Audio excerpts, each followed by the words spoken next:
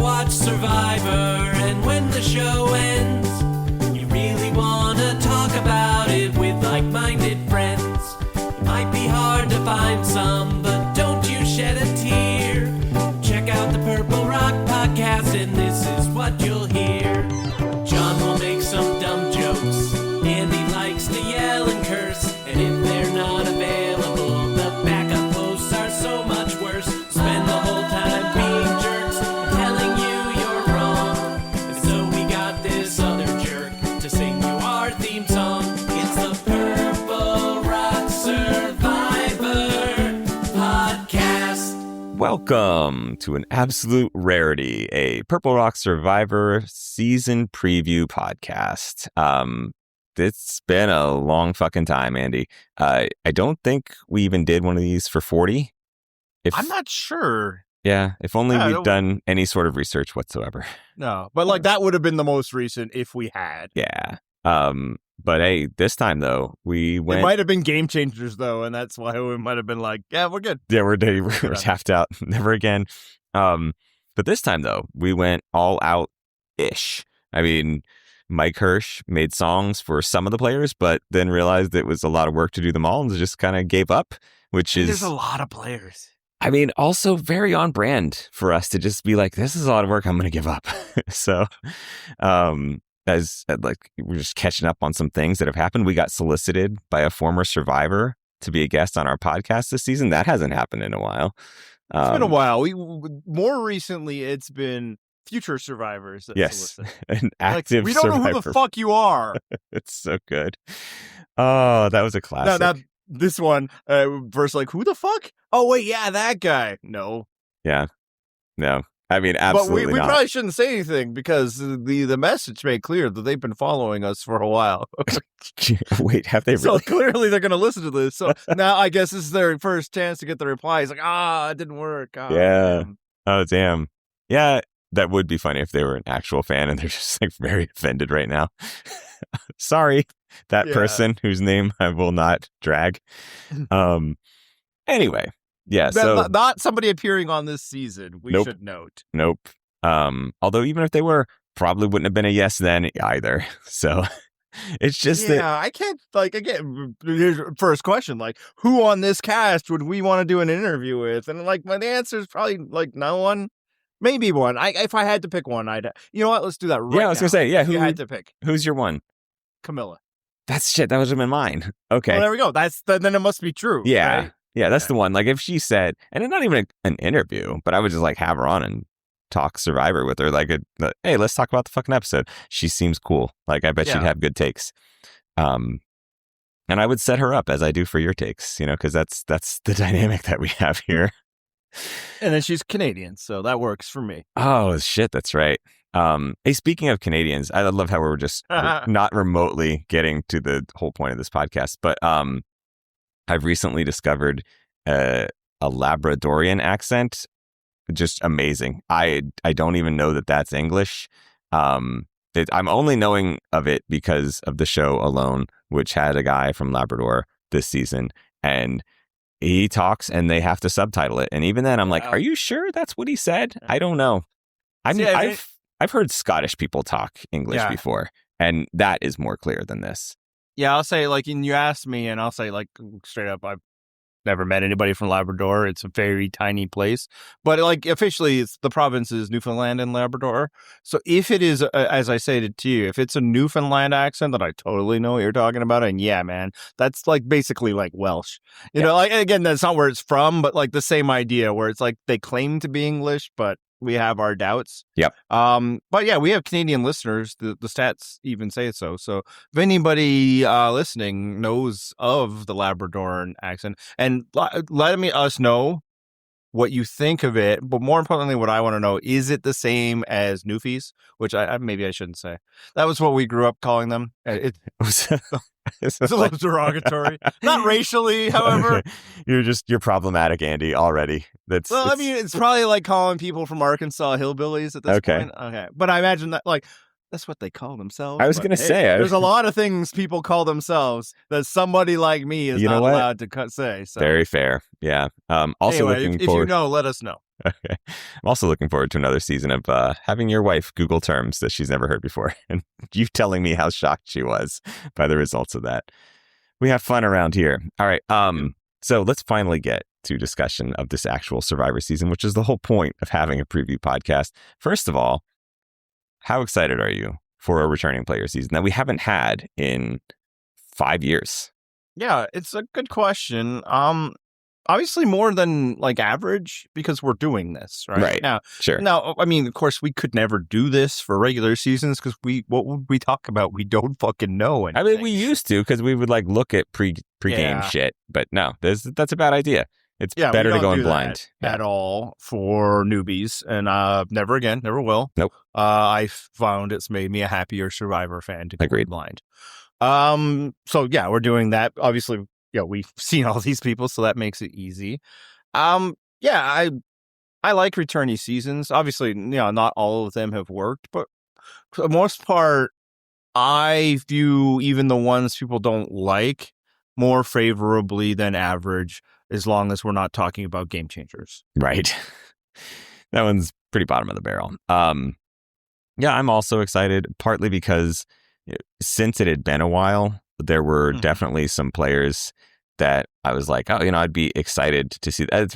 Let's not even like make that into a plural. Player that I've been waiting to fucking see for a long time.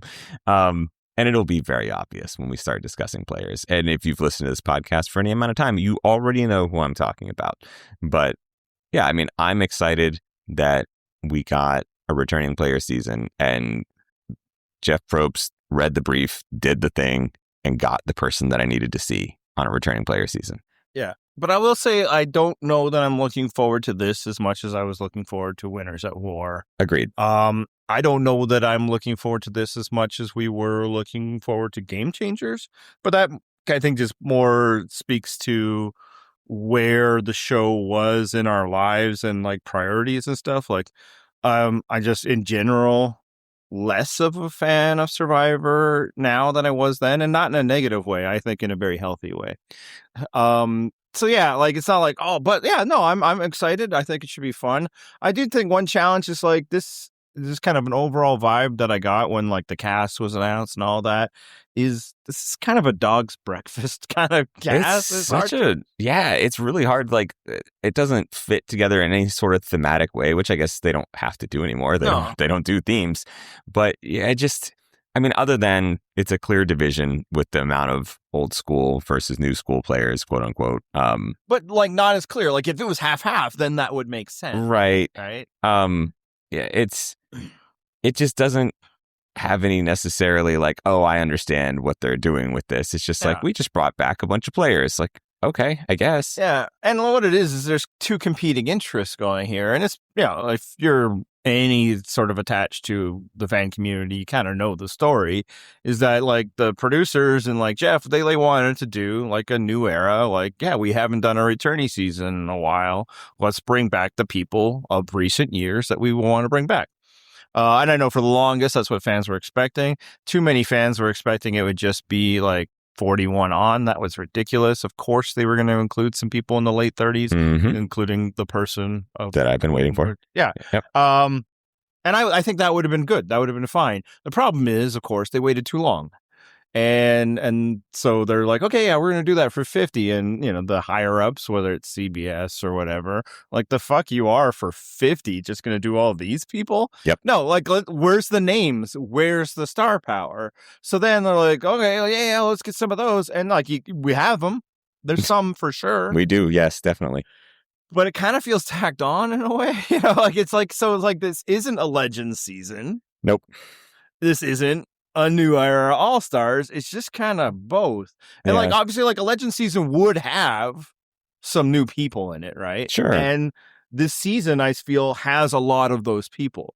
But then it also just has people that like if this was just a normal, post 40, like kind of newer, let's first time returnee type seasons to be like, yeah, I guess. Like, there's a few of the people like that. Like, okay, yeah, I can see it.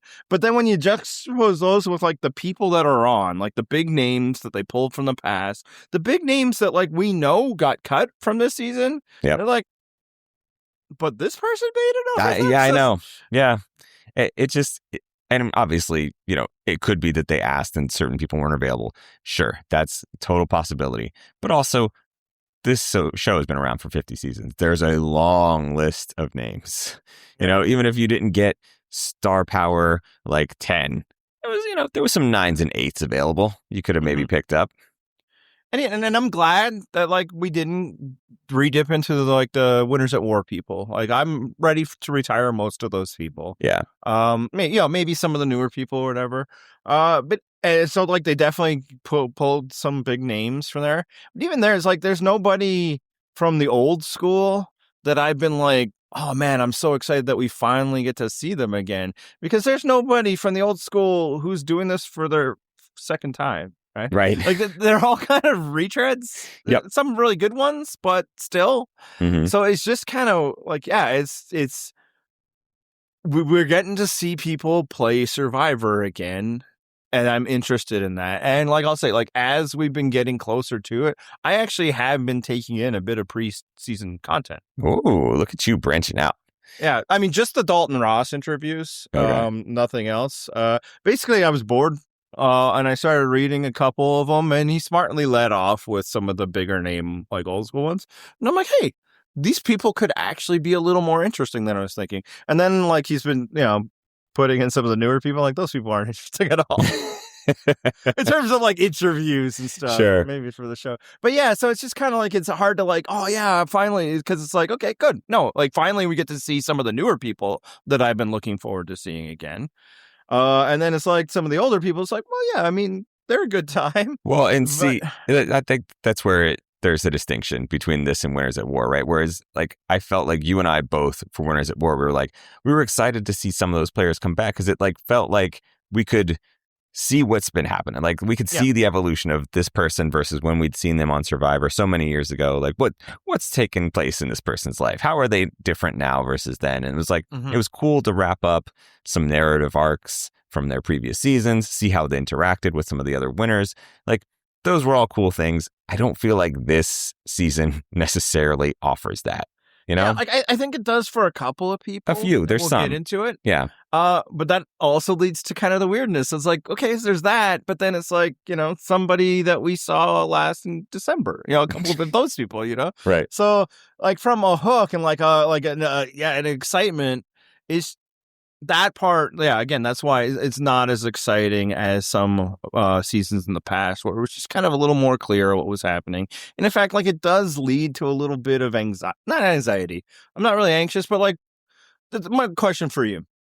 Are you concerned, given the makeup of the cast, that we're going to get like a repeat of like Winners at War, where like all the old schoolers were out basically by, before the merge, or like Game Changers, where it was just like enough like nondescript characters were able to like form a mass and like, run that game. See, I'm going to hope that, the people learned the lessons of Game Changers, and the people who are those stars and good players will be like, no, but listen, we need to band together.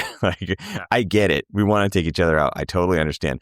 That said, these duds will absolutely fucking roast us. Yeah. So I'll say I'm less worried about a Game Changer situation, because I don't think there's as much duds as there are like potential duds. Like even like some new era people, maybe like they're not quite my cup of tea, but they're still players with like ego and ready to go. Whereas like, I mean, we know the jokes that were from, absolutely, one particular Game Changer and all that. Like there was there's a lot of retreads, like literal retreads, like people that like we decided we didn't want to see in Cambodia, and like, sure, let's bring it back. Like I don't think there's enough of those people, so I'm less worried about that aspect. But the Winners at War aspect of like, kind of the old schoolers getting wiped out early, which I think was falsely prescribed in a lot of the fan communities of like, they can't win in the new era, where it's like, no, they were just a heavy minority. Yep. That's what happened. I could absolutely see that happening around this time. The one reason I'm not too worried about it, for one, I think you and I both learned, it's not worth pre-worrying about whether Survivor will suck. We'll get to it if it does. Yep. But for two, I mean, if these old schoolers don't make it, it's not going to be all that much sweat on my back, you know? Well, yeah, and then also that I think there's always this fretting before a returnee season, like, oh, you're worried about the worst case scenario, but just as likely is the best case scenario, right? Like, yeah, it is possible that some people that you really don't want to see will go far and dominate the game. It's just as possible that the 2 or 3, 4 or 5 people that you're like super excited about just somehow band together and it's like the best season you've seen in years. So Yeah. it's And not we should worth. probably note, because this isn't necessarily the popular opinion online, we're fans of Winners at War. You know? Yeah. Oh, I fucking loved it. it. Was tough when we saw, especially like back to back to back, all these, people we were really excited about. Yep. But there was enough people that's like, okay, cool. So the second half of the season is Tony being Tony. Yep. Sign me the fuck up. Exactly. I was on board. Yeah, and it was obviously devastating to lose all your favorites. But, again, if that happens this time, it's also possible you're going to lose some of your favorites, but we're going to see people become new favorites. You know what I'm saying? Let me spoil it for people. I haven't actually read any spoilers, but I'm confident in this one. You will lose favorites. That's how this works. Right. There's fucking 24 people, Andy. Jesus. And that's, I think, maybe why I like returnee seasons more than maybe some others. Obviously, like, the chalk take that heroes versus villains is great, but others, it's like, I'm free to like more than one person, and I'm also free to change who I like depending on what's happening as it goes. You Absolutely. know? I don't pick my team, and that's the only team I care about throughout the playoffs. It's like, let's see how this version of the game goes. Exactly. And then I suppose the one other piece of anxiety would be the Mr. Beast of it all. Oh, God. And that's the thing is, like, I was actually having a discussion with old friend of the show, Corey Barker, and he was like, Survivor has always done corny ass product placements. It does not ruin the season. Like, yes, they have Survivors awkwardly hawk fucking Applebee's. Who cares? We make fun of it. We move on. I mean, it's going to be the same sort of shit. It is weird. I think so too.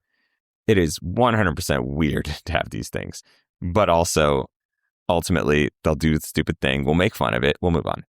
Yeah, I think there's this thing that happens online that people forget that you are watching a network standard show. Like, they're like a bunch of people that are probably too used to otherwise, watching, cable programming, high-end streaming, whatever. Yeah, this show gets corny as fuck, and that's been in the DNA from day fucking one. This is why, like, the haters of Probst, I'm like, no, listen. This show doesn't work without that corniness. You need just a little bit of it. I watched Australian Survivor. I watched their host. It's not the same. He doesn't have the corniness to deliver the Probst lines, and he still tries it. And it's like, no. It's not you, buddy. Sorry about that. Not your game. Complaining on a trader's message board that's like, is this too camp? That's the fucking point.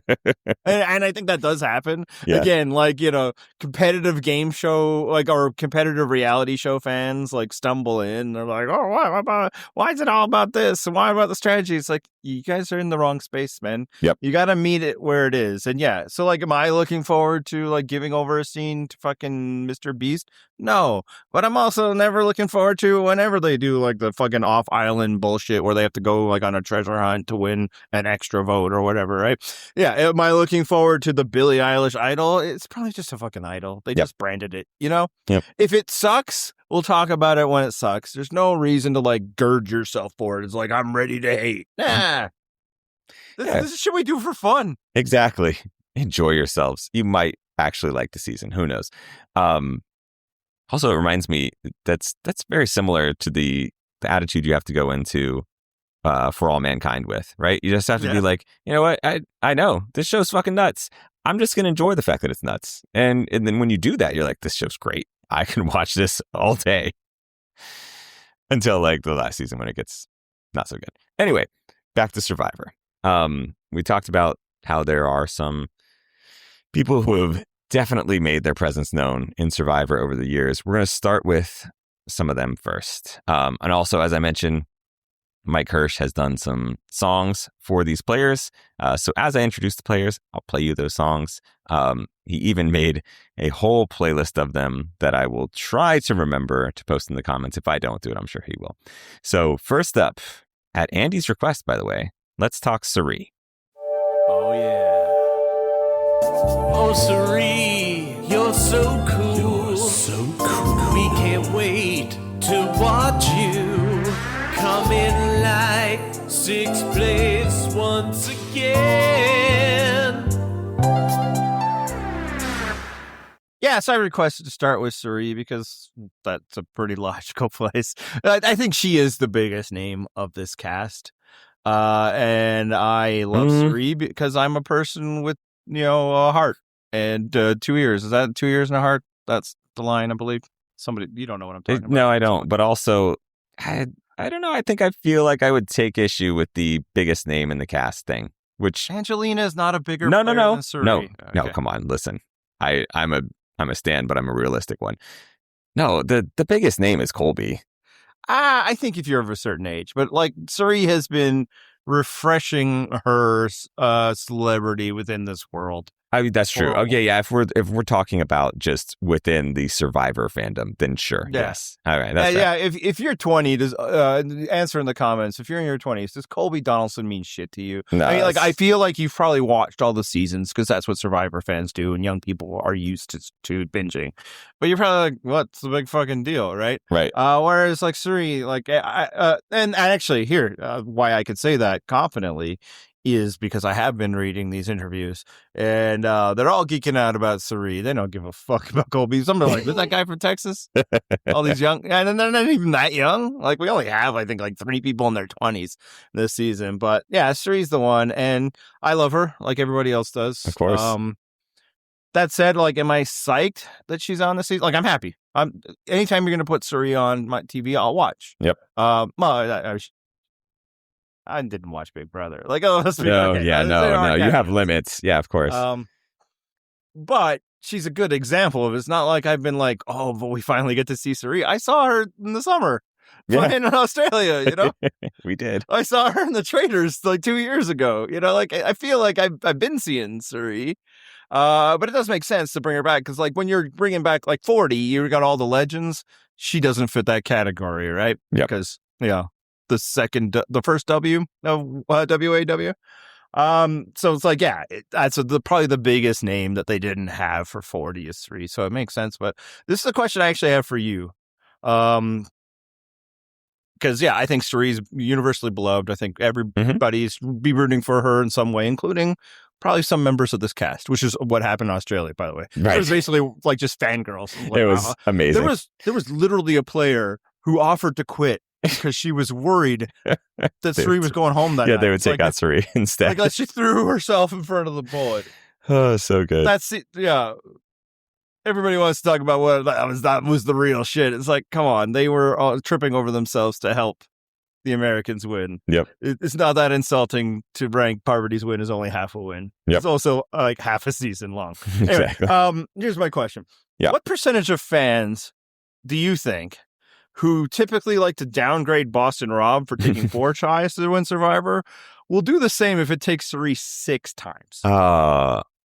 The thing I love about you is that you just maintain the axe to grind. It doesn't matter how long it's been.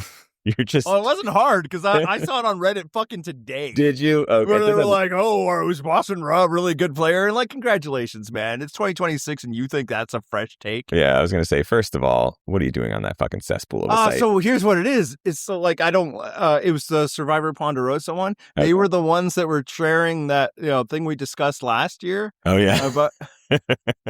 So we were breaking a story. We're just like one of our fans like theorizing in a comment and it became this whole news story. Anyway, so since I clicked into it, then it sometimes shows up on my whatever like Reddit's like For You pages.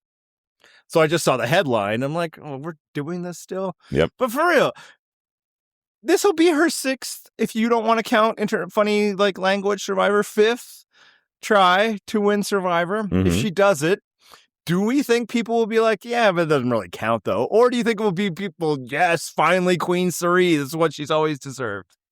You know the answer to that. I know the answer. At best, I'm going to give people like 3%. Maybe there's some true haters that stick to the game. Nope. It's first time or nothing. No, yeah. And the reason I point that out is like, it's just rank hypocrisy. You're only using it as a cudgel against the players you don't like, and you'd never use it against Suri. Yep. Nor should you, because you shouldn't use it at all. Survivor is very fucking hard to win. Hey. And I don't actually think it gets easier to win the more legends you bring into it when you come back. Exactly. And you and I have discussed this before, but it is very difficult to imagine Suri getting to a win, because there's always going to be the need for her to win her way into the end.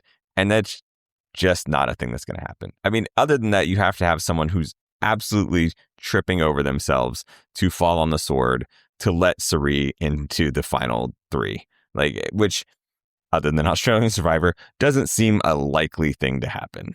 So yeah, and like it did, but then she couldn't build fire as well. Exactly. Even then, she didn't make it. A while ago. Right. But yeah, even in a season where like they went in with more women than men, so it was pretty easy to form that women's alliance. Yep. That they only had like, I don't know, 14 people or something. She still could not get to the finals, even when people were actively trying to get her there, including the winner of the season. Right. And it's unclear that she would have won in the final jury anyway, but Exactly. I always have a struggle to believe that if you put Suri in front of a jury and let her talk to them, that they wouldn't be like, yes. Right. The only reason there would have been an issue there is because also Parvati's there. So, it's like, I could go either way here.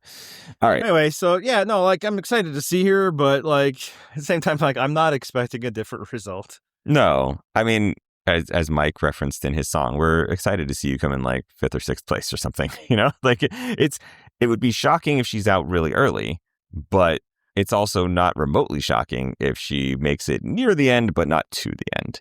So. I wouldn't be shocked if she's out early. She would have been gone pre-merge the last time she played American Survivor if her tribe had ever lost. That's true. It was like, that's not even like opinion. They were flat out saying it, and they've said it since. And heroes versus villains, same thing. Like it was, Well, she was out. Well, she was, right. That's what I'm saying. It's like, legend or not, they were still like, okay, but we do need to get rid of Suri. Okay. So, All right. But yeah, and then once she gets to a certain point, now it's like, okay, yeah, she's not going to take challenges away from us. Now, that's just like, she also works it, right? Like she is a master, what is playing, but I'll say, like, yeah, as I said, it's good to see, like, I'm not going to be complain that Suri's on my TV, but it's almost at the point where it's like, I'd rather see her do other things. I'm not sure what all those things are. I enjoyed her quite a bit on the Traders. But I just don't know that we're going to see anything different other than kind of the Suri retirement tour. Right. It's really, she's like the pitcher that just has an absolute heater, but just can't throw a curve, can't do anything else. But you're like, damn, that fastball comes in at like 110, and you're like, that's amazing. Like I want to see that. But it's like, that's what she's got. You know what's coming, and it's great to watch. Yeah. But like, you know what you're getting, and that's my hope, is that we get a couple of moments of Suri doing prime Suri. Yes. And that's kind of where I've gotten with some of the other legends, right? Like, yeah, there was no chance for Boston Rob at Heroes versus Villains. There was no chance in the Traders. But in both of those seasons, like, I got an episode of like, that's the vintage stuff. Yep. So like if we can get her, somehow manufacturing some kind of vote or getting people to fall in love with her. And the beauty of Suri is it doesn't matter how many confessionals she's cut for all of us, calling herself, Oprah in a gangster suit, or how much she's like just here to win and how cutthroat she plays. She comes back for a new season of reality TV and everybody's like, Suri's the nicest person. I trust her with everything. Yes, exactly. I would name my firstborn child after her. Like, it's just, that's amazing. Yes, she's the greatest. All right, let's talk another multiple time returnee. Again, at your request, let's talk about Ozzy. Ozzy, get funky on the dance floor. Ozzy, watch him work that thing. Ozzy, Ozzy, Ozzy. Ozzy, Ozzy, Ozzy. Ozzy, Ozzy, Ozzy. Ozzy.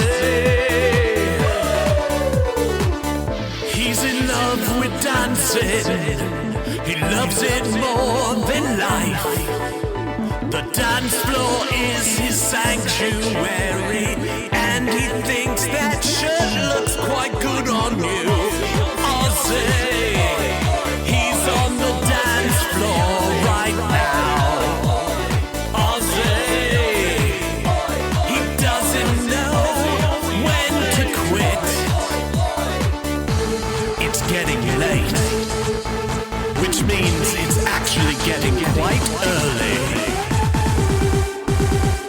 Ozzy. So, returning to my earlier question, what percentage of fans who like to downgrade Boston Rob for taking 4 tries to win Survivor would do the same if Ozzy takes 4 times? Oh, you know it's going to be like, well, of course. That Venn diagram is a circle. There you go. Exactly. So that's the hypocrisy I'm talking about. Fuck the Boston Rob part. That's me doing my bit. There are people who are simultaneously ready to celebrate Surree's win like it is the best thing that ever happened, and say Ozzy's win is nothing because it took him this long to win. Yeah, and look at yourselves. Look deep in yourselves, and if you think that's honestly you, then maybe change yourself. The other difference. Don't be a hypocrite. It could be fun. I mean, listen, you know that the option most people are going to pick is. The other wrinkle with Ozzy is that he actually has been in a Final Tribal Council before. That was my next question. Who has come closer to winning Survivor? Surrey Exactly. or Ozzy? Right. It's not even close. Ozzy was 1 vote away from winning Survivor. And he played a great season. He just happened to be up against another amazing player. If Adam doesn't make the deal that if you vote out Penner before me, I will vote for you, Ozzy wins his first season of Survivor. You think Adam wanted to vote Yule over Ozzy? Nope. No, he just made a deal and he honored it. That was the difference, okay? And then Ozzy also came 1 challenge from winning South Pacific. Yep. Which, you could argue Surrey also only came 1 challenge away from winning Micronesia. Aww. Depending, possibly. We don't know how that jury would have voted. We know how the South Pacific we do. voted. Now, caveat, Ozzy was voted out twice that season. Yes, he was. But I'll also say Ozzy being 1 challenge away from winning Survivor is a lot different than Surrey being 1 challenge away from Survivor. Like, it's a lot closer chance of those 2 things happens. So with those 2, and that's why I wanted to start with these 2, is why do we give Surrey a pass for the glaring, gaping hole in her game? What you've already said. We do not believe she can win because she can't win the challenge to get herself to the end. Yep. Which she needs to do because people aren't going to take her there. Right. But we're still like, she's the greatest to never win. Some people put her already in their Mount Rushmore, maybe ahead of somebody who took 4 times to win their first time. But and I'm very much saying we in this, we dismiss Ozzy. For sure. And his game and the hole in his. Even though, again, he's actually a lot closer to winning Survivor than Surrey has ever been. Very true.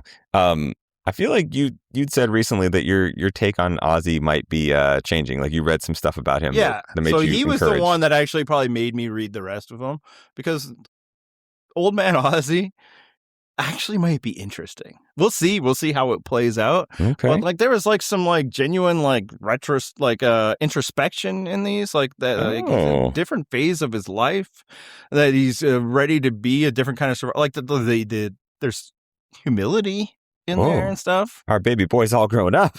Yeah, again, he might end up being just a non-entity he was in most of Game Changers. Sure. But yeah, and the mistakes in his life and where Survivor has been for him in the past and where he was for Survivor.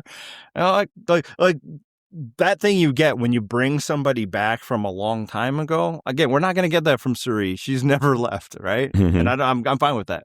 I want to make clear. I know there's a lot of people I'm getting them angry, how dare you say these things, these very true things about Surrey. Don't you dare hold a mirror up to me. Yeah. I love Surrey. But yeah, when I'm reading that, I'm like, okay, I've dismissed Ozzy. I was dismissed, whatever. We're casting Ozzy again. We're doing all that. Yep. But I read that and I look at that. It's like, yeah, man, he's almost won Survivor. Do I think he's going to win this? No, I do not. But I think it's because we, as game interested, nerds on the internet, we're valuing strategy. Yep. Even though it's been proven that you can win Survivor in many ways, and one of those ways is challenges. Yep. It's happened. And, while I'm getting people angry, the list of those people include Rachel Lamont, by the way, who won her season because people couldn't vote her out, and that she was gifted get out of free jail passes twice. Also, I know we've people like, no, she seems smart and social. It's like, no, they wanted to vote her out for a long time, but she kept winning challenges. That's why she won Survivor. So like, it is a path. It's a way to win. Why do we think Ozzy is a dumb survivor who will never win? Even though, again, he almost has.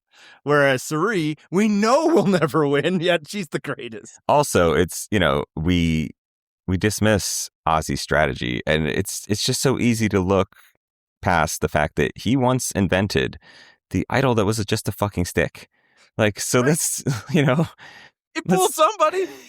It truly did. Just to the surprise of nearly every viewer, it really did fool somebody. It was a stick with a fucking face on it. I'm actually looking forward to seeing Grown Up Ozzy and seeing what that's like. All right. And I was not expecting that prior. Again, when they said to Ozzy, I'm like, well, of course you do it, but I don't give a fuck. Right. Now, I give a fuck. Okay. You can be invested. I'm not yet invested. So that's fine. We'll see. No. I mean, again, you didn't read it, and I'm not saying you should. But just open mind to both the fact that, like, yeah, maybe Ozzy actually hasn't been as bad at Survivor. It's just not the former Survivor that we care about. And maybe he actually will be different and interesting because he is a lot older than the last time we saw. That's true. But let's now move on to the whole reason that I've been waiting for this season for years. And that is, of course, for anyone that has listened to this podcast for any length of time, Angelina.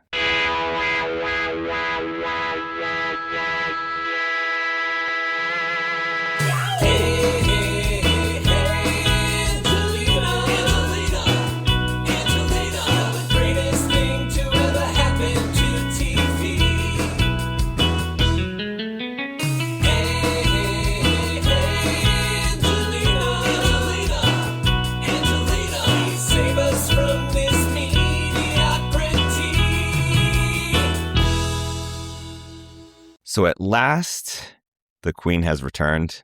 I said long before they ever announced the season 50 cast that, like, Angelina is the reason to have a returning player season. Like, it would make no sense. Like you alluded to earlier, if you cast only players from 41 on, what a fucking joke. No way that was going to happen because you had to have Angelina. That was it. Whenever somebody would talk about it, I'm like, you're just dumb. Right. Like, I was like, it's gonna, like, they're of course gonna cast Angelina and Christian. I expanded it to 2. Yeah, that's fine. I just, to me, that's a 1A, 1 maybe B, let's call it C, because, like, you start with Angelina and then you build from there, and they did. They got Angelina. So when I saw the rest of the cast list, I'm like, yeah, whatever, we'll see.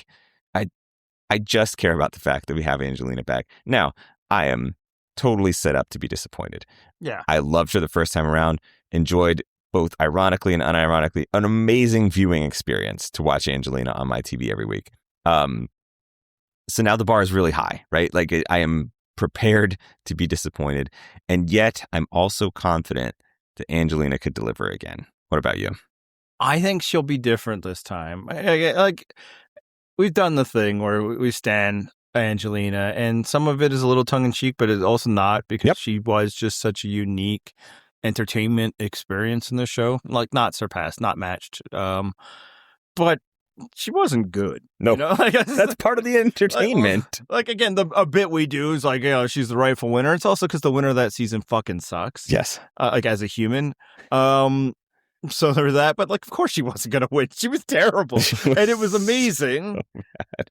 But then, so that happens, and the story and the narrative crafts the story with her, and part of it's narrative and editing. Part of it is what she's bringing to the table too. What's not, like, I hate when people, like, rewrite too much. It's like, was Jerry even a villain? It's like, she was deeply unpleasant to be around. Let's not get it twisted. Right. I wish she was on this season, by the way. Absolutely. But then she, like, when Angelina would grace us with her presence in social media, and she says, like, all the right things about, like, things I care about and stuff.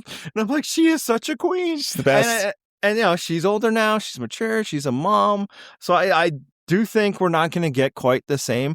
But I'm actually very interested in, like, Angelina's hero arc that we could get this season. Oh, man. I think I'm trying to decide, would I be disappointed if Angelina just comes out here and she's just an amazing player? I feel like that would break my heart. I'd be like, no, this wasn't supposed to be you at all. Like, I'd be so conflicted. Like, I'd be rooting for the success because, I do enjoy her unironically. But also, give me the fucking irony. That's why I wanted you back. Yeah. Very conflicting. What I hope is the first time it's a little chilly out and the ladies are bundling up in their jackets and sweaters, and Angelina's like, you could say thank you. That's right. Because they are wearing coats due to Angelina. And that's no exaggeration. Both the fact that, like, that's helped change after she pointed that out and her begging for the coat. But also, she literally said she was not coming on this season unless they gave her a coat.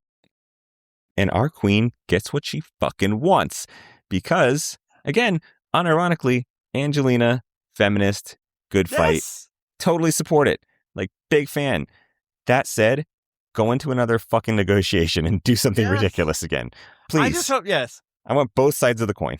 I'm ready for her to be a hero, to take her a little bit more seriously, but I still hope that she brings some of the pure delusion that made her so great. And I think you can be both. I do. Absolutely. Like, a survivor returnee being delusional, it could happen. First time for everything. Right? Yeah, wow.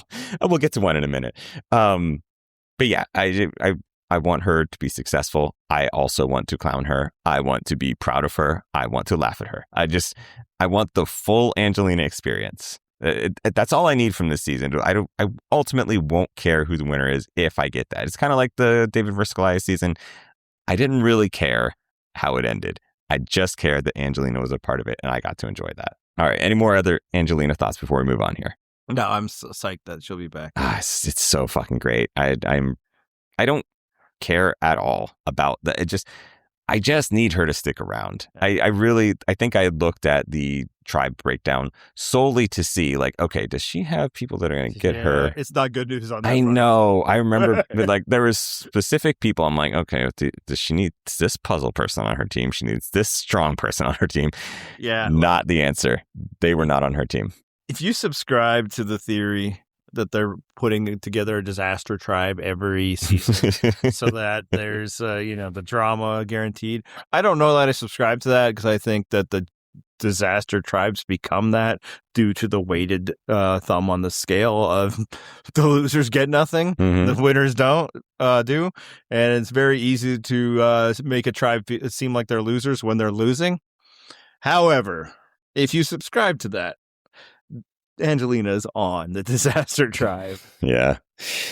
Like, the strongest member of her tribe is either Q, who is just an agent of chaos, and we'll get to, or Kyle, one of the people that people are probably most will want to vote out early. Right. And then, maybe Captain America Colby can bring it back, but maybe. I mean, we've seen how good it challenges Rizzo. It could be tough. It's not ideal. I'll say that. So, but I'm going to hope that our girl can pull it off.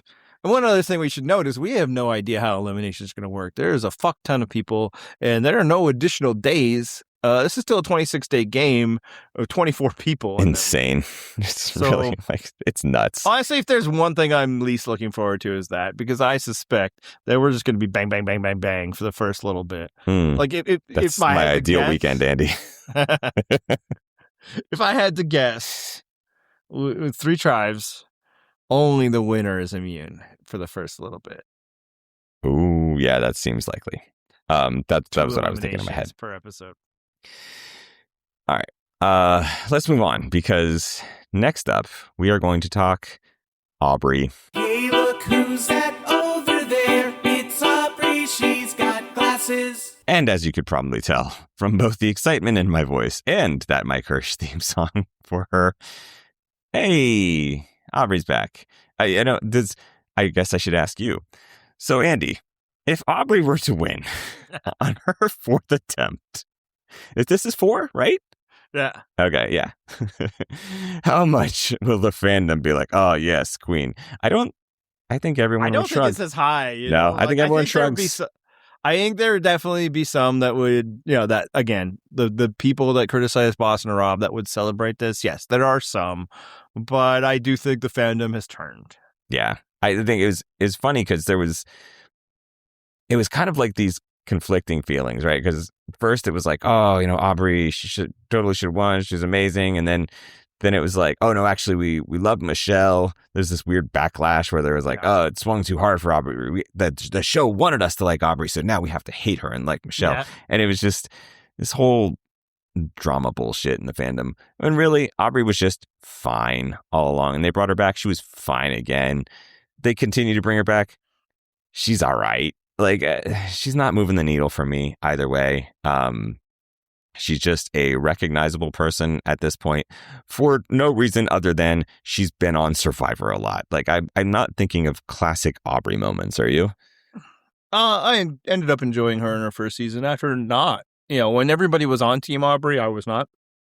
And then because she was performing well, I was like, hey, yeah, that's pretty good. Mm-hmm. Because again, I am capable of changing my mind on things as Sure. I go. I don't need to, stick a flag in the sand and be like, this is where I am and where I always will be. Except for, the Boston Rob thing I keep hammering. Of course. But at this point, like, what new data would change that, right? Yep. I mean, maybe personal life stuff. I'll say, but like in her subsequent appearances, she just wasn't much. Nope. Right.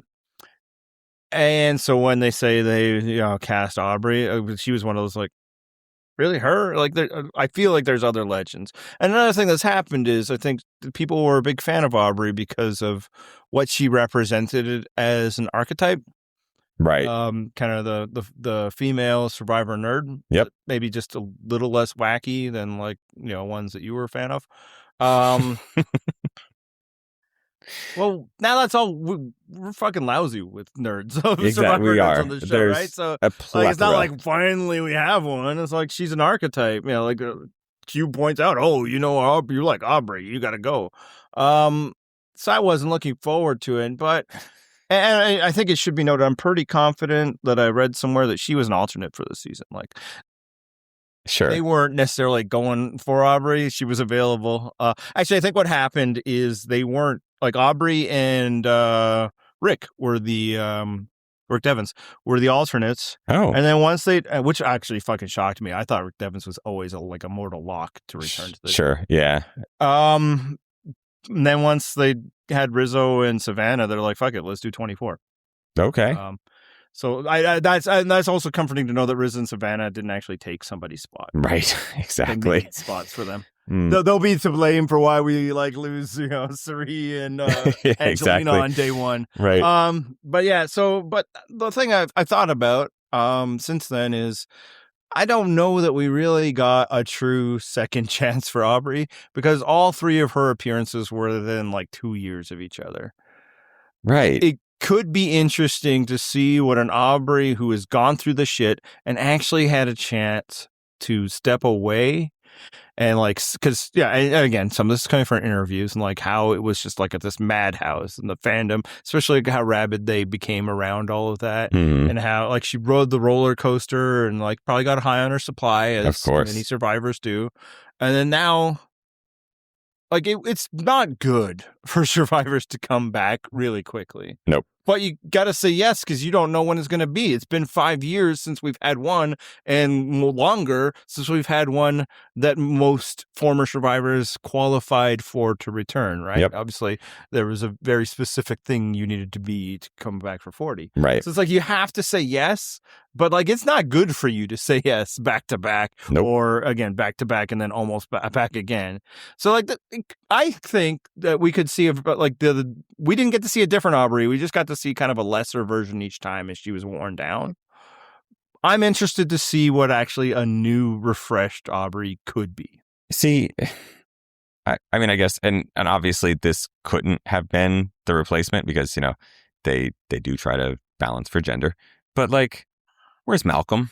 Yeah, Malcolm again, would be the more his spot. Yeah, but I'm just right. Exactly. Because again, it's woman taking a man's spot, but I'm just saying like Malcolm is the one that like I want to see the evolution, right? Aubrey, I'm just like, okay, you're fine. You've always been acceptable level survivor. You're like a baseline level. Like I don't hate that you're on the season. I'm not excited. You're just there. That's where I'm at. But like, as I kind of thought about it more, like at first I was like, whatever, like we don't need this, but now it's like, okay, this is her chance to actually like play Survivor after having like detoxed from Survivor for a bit. And that could be interesting and could remind us why we liked her in the first place, right? Yeah, maybe. I mean, it could be nothing, right? Right. Yeah, we'll see. All right, so let's move on because speaking of someone that I liked in the first place, but then later developed different feelings about, let's talk about Coach. Oh man, what's he doing here? Haven't seen him for so many years. Thought that we'd be in the clear from Coach. So the one thing that I want to say about Coach is that, there's been a lot in recent seasons of people like making a big deal out of hiding their jobs. And they're just like, oh, I gotta pretend that I'm something else over some mundane shit. Like Savannah, like, oh, TV newscaster. Like, why the fuck are you hiding that job? The only job related news that would ever be interesting to watch on Survivor is if Coach came out of Final Tribal Council and he's like, guys, just so you know, I'm not even a fucking coach. Like, I don't know why you even call me that shit. Like, then my mind would be blown. Like, I don't care if you're a lawyer, a cop, a salesman, whatever the fuck people have tried to hide as their jobs before. No, if Coach comes out and says, actually, I'm not a coach at all, that's the reveal I want.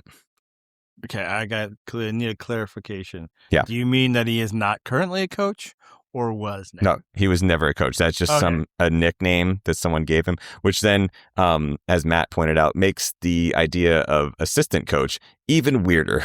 Who's assistant coach? Where did he come from?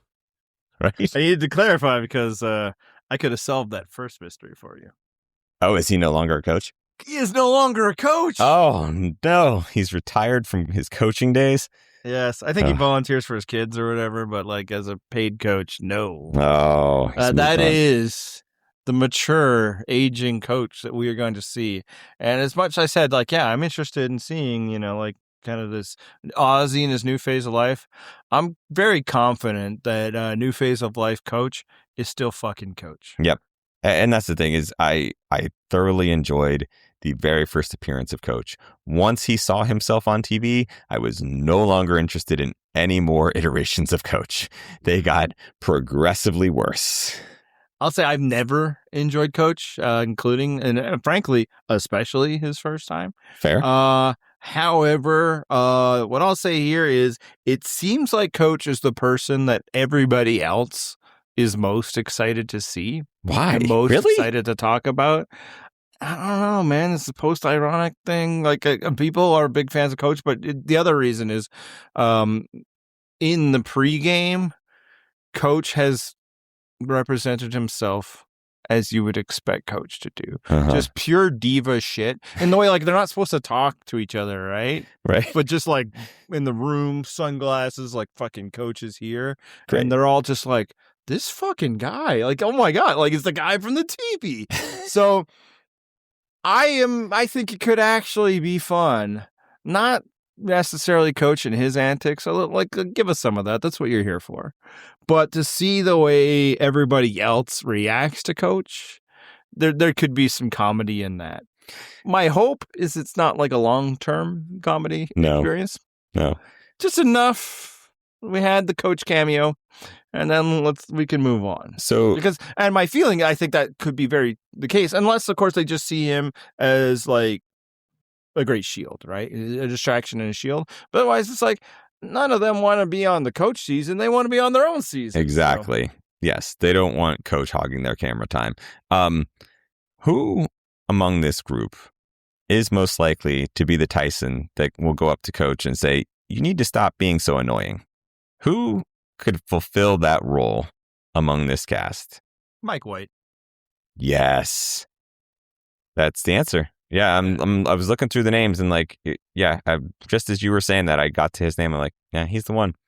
Yeah, he could absolutely pull it off. What he could ask, Just like he was asking Jeff when he was at all these, what about fire tokens? It's like, yeah, but is it fun though? Is it? Oh shit, I hadn't thought about that. You're right.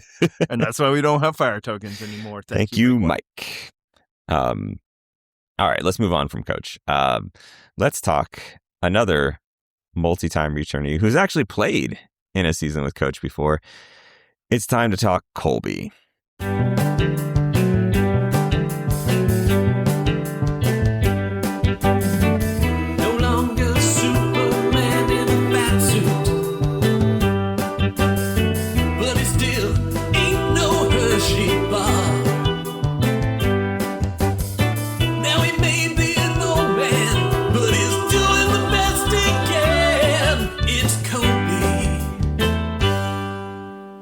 So when we started out, I had said, like, I had disputed, whether Suri is the biggest star in here because Colby exists. Yeah. And the distinction, which you were right to make, is that Suri is a huge star among the Survivor fandom. Colby, however, was on Survivor back when that was a cultural phenomenon. And there is one other one that obviously was, and we'll get to her in a minute. But, like, Colby's different in that he is, I shouldn't assume, I'm going to assume, he thinks of himself as an old school TV star, right? He thinks he is the star because he genuinely got some stardom out of being on Survivor many, many years ago.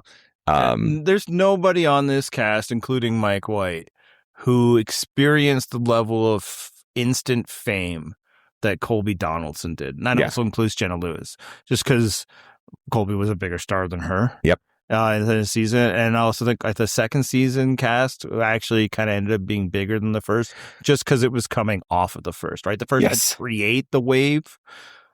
Day one, Survivor Australia was the biggest thing, whereas like it took weeks for the first Survivor. And of course, Australia is filming knowing that this is a big ass deal. Jenna Lewis is filming not knowing if this will air. Right?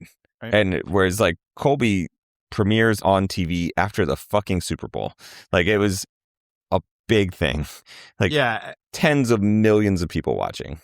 Yeah, and just what I say is like, and why I stuck with my Suri guns is like, the young people don't be knowing that. Like, you just can't conceive of what it was back then if you weren't there. And that's kind of how life works, right? Yeah, but both like society doesn't even work that way anymore. Nope. Okay.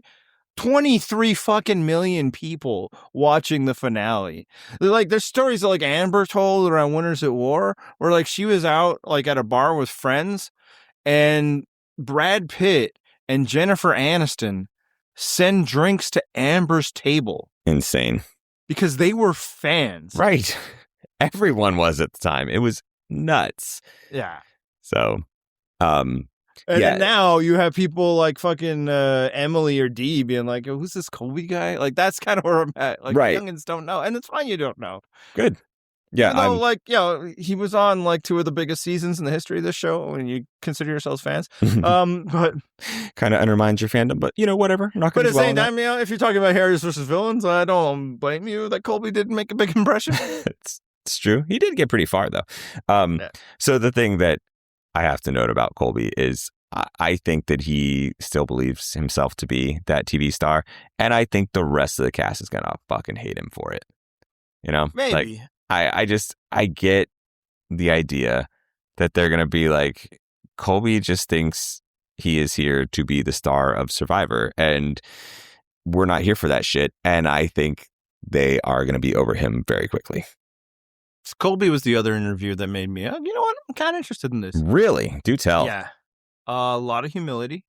No. About where we was before, and specifically about where he was during Heroes versus Villains versus now. Okay. He did not enjoy the experience of Heroes versus Villains. And I don't even just mean the losing. He didn't enjoy the producers. He didn't enjoy the new format of like the show.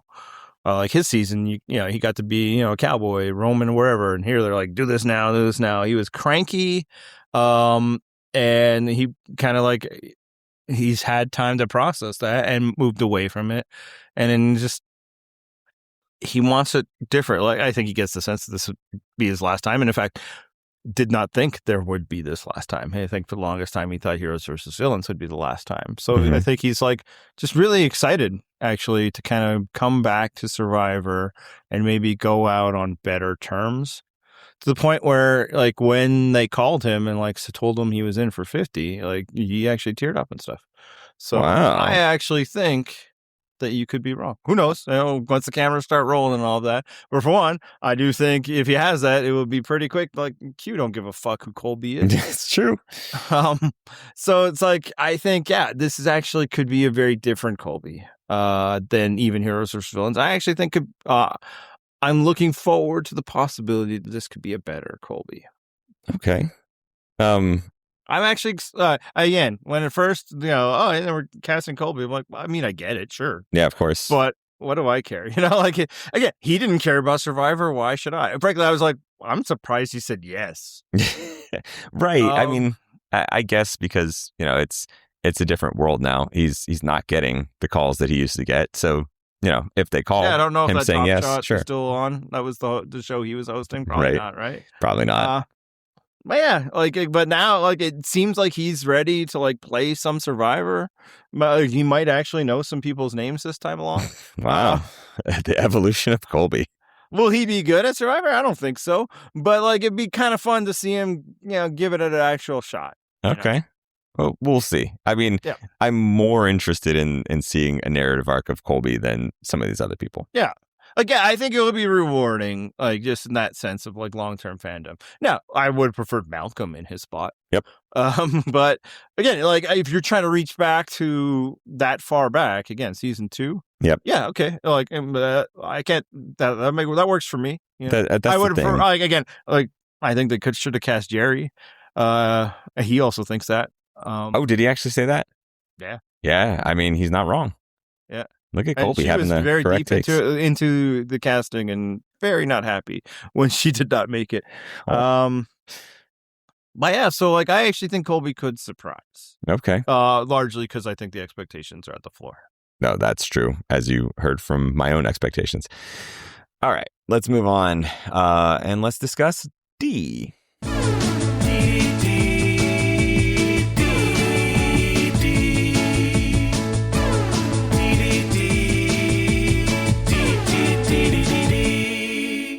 So D was one of the 3, I should say, winners that are coming back for this season. What are your thoughts on D coming back as a winner?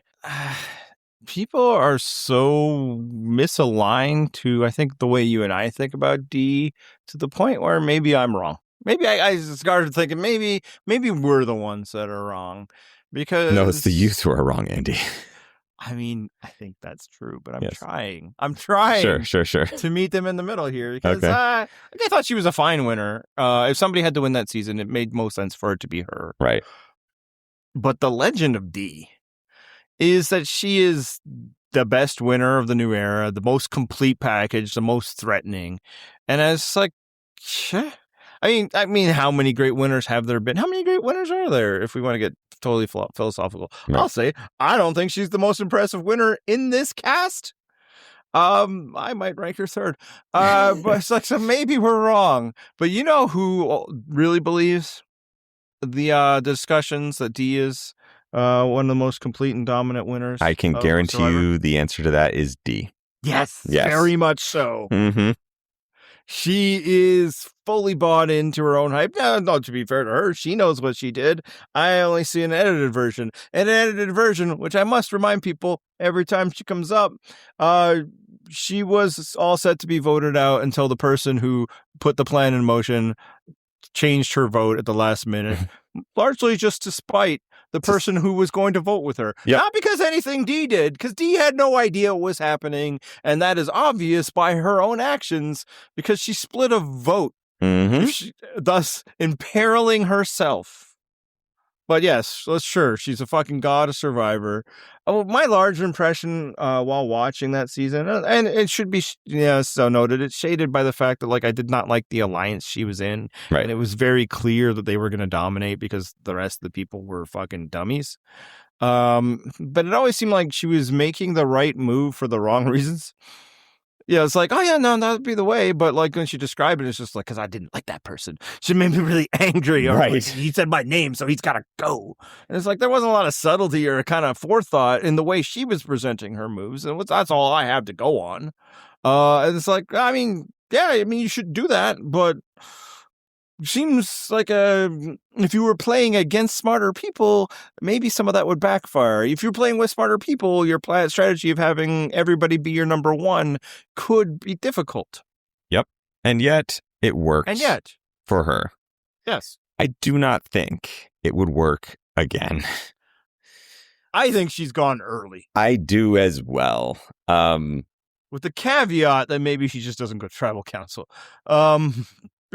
You haven't looked at the tribes, There's but like Jonathan she's got on her tribe. Jonathan on There you her go. tribe. That's what you Charlie need. is very good at like puzzles, that part. Yep. Chrissy was obviously a very strong female competitor, although like one of her challenge wins was literally pulling a rock out of a bag. Mm-hmm.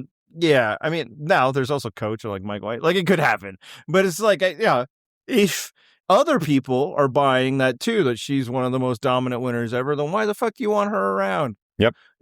I mean, she's already demonstrated how little utility she has to true alliances, given that her signature move was fucking clowning the guy who was in love with her.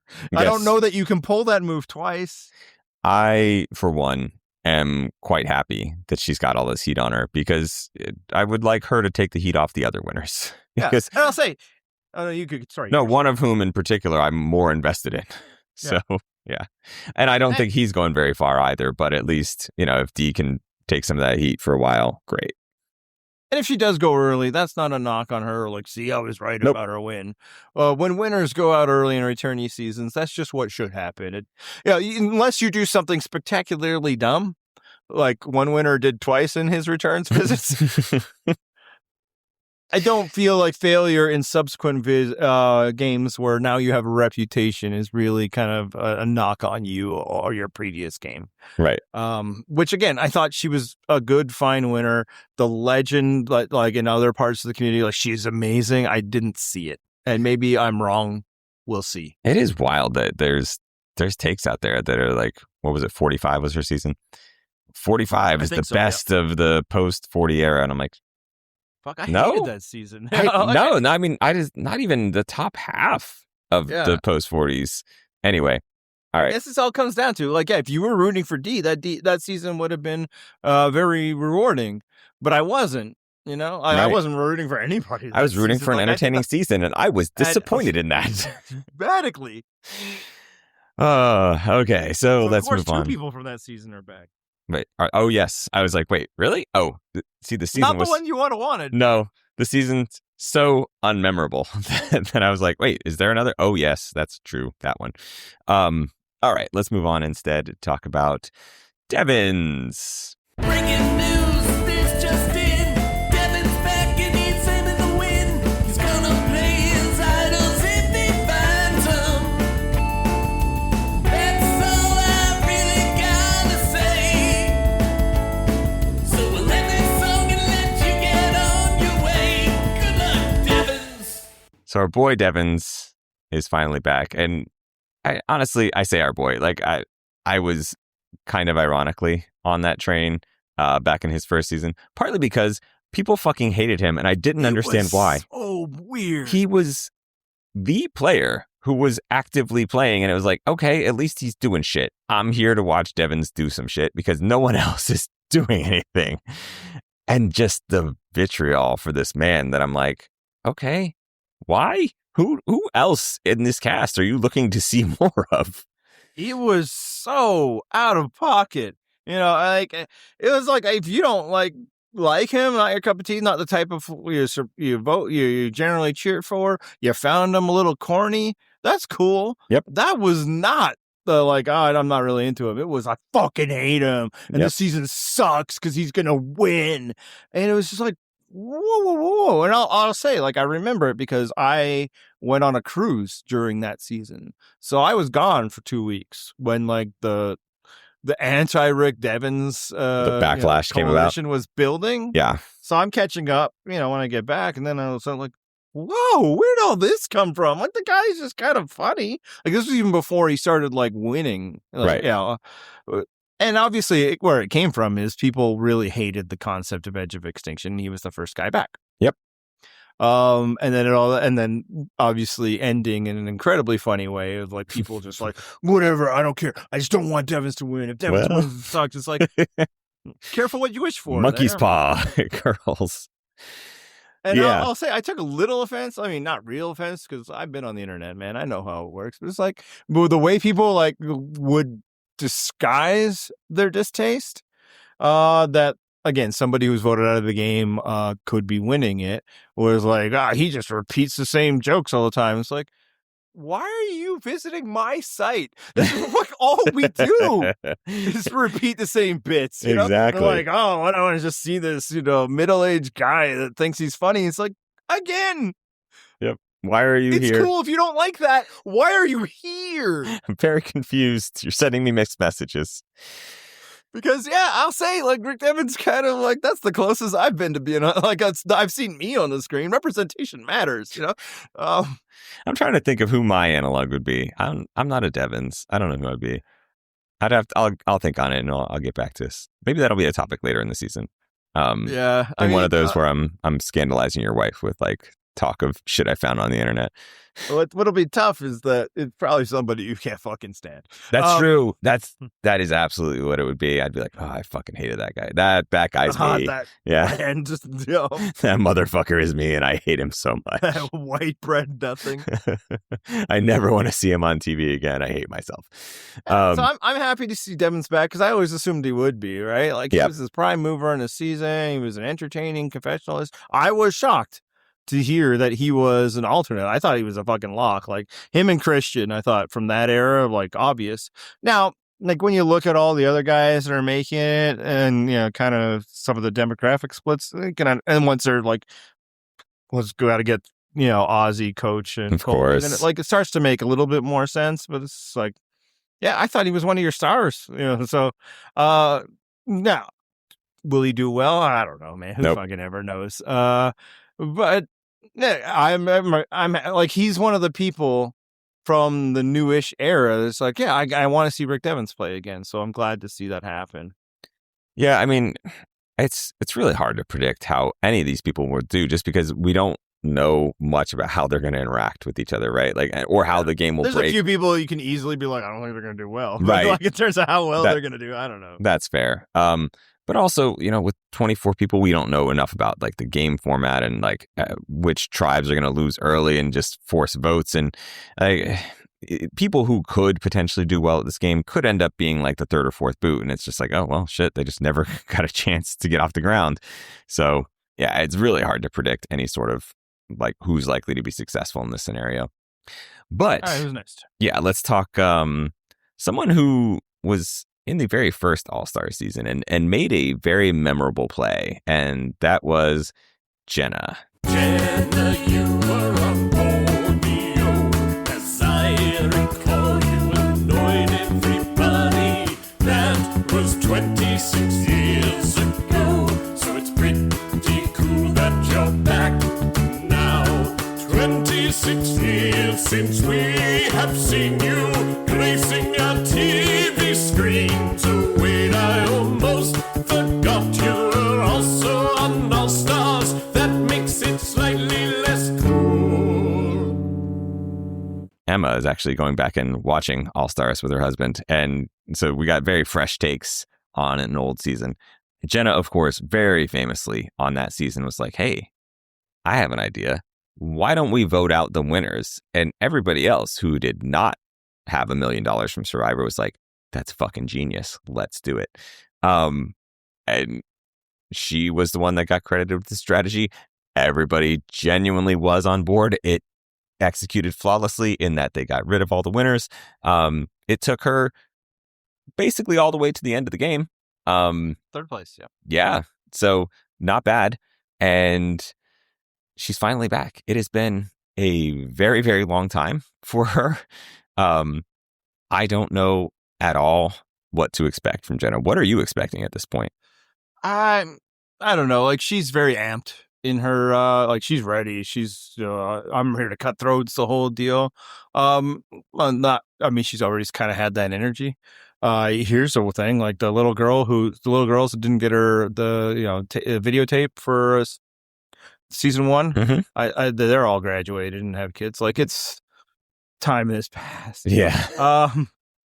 I'll say I actually thought she was good in All Stars. One caveat should be noted: she did have that strategy and then used it once. Yep. Right? Like they just voted out Tina. She didn't vote out Ethan next. They voted out Rudy and all that. And then like she did not vote out Ethan or Rich or Jenna. But she gets credited with that strategy, as I said. They were all taken out before she got there. Yep. But yeah, much like her returning to Survivor All Stars was like, oh yeah, I guess her was largely because other women had said no in her season. It kind of feels like, yeah, they wanted somebody from a long time ago. Season 1, season 2. Sure. And then they kind of looked.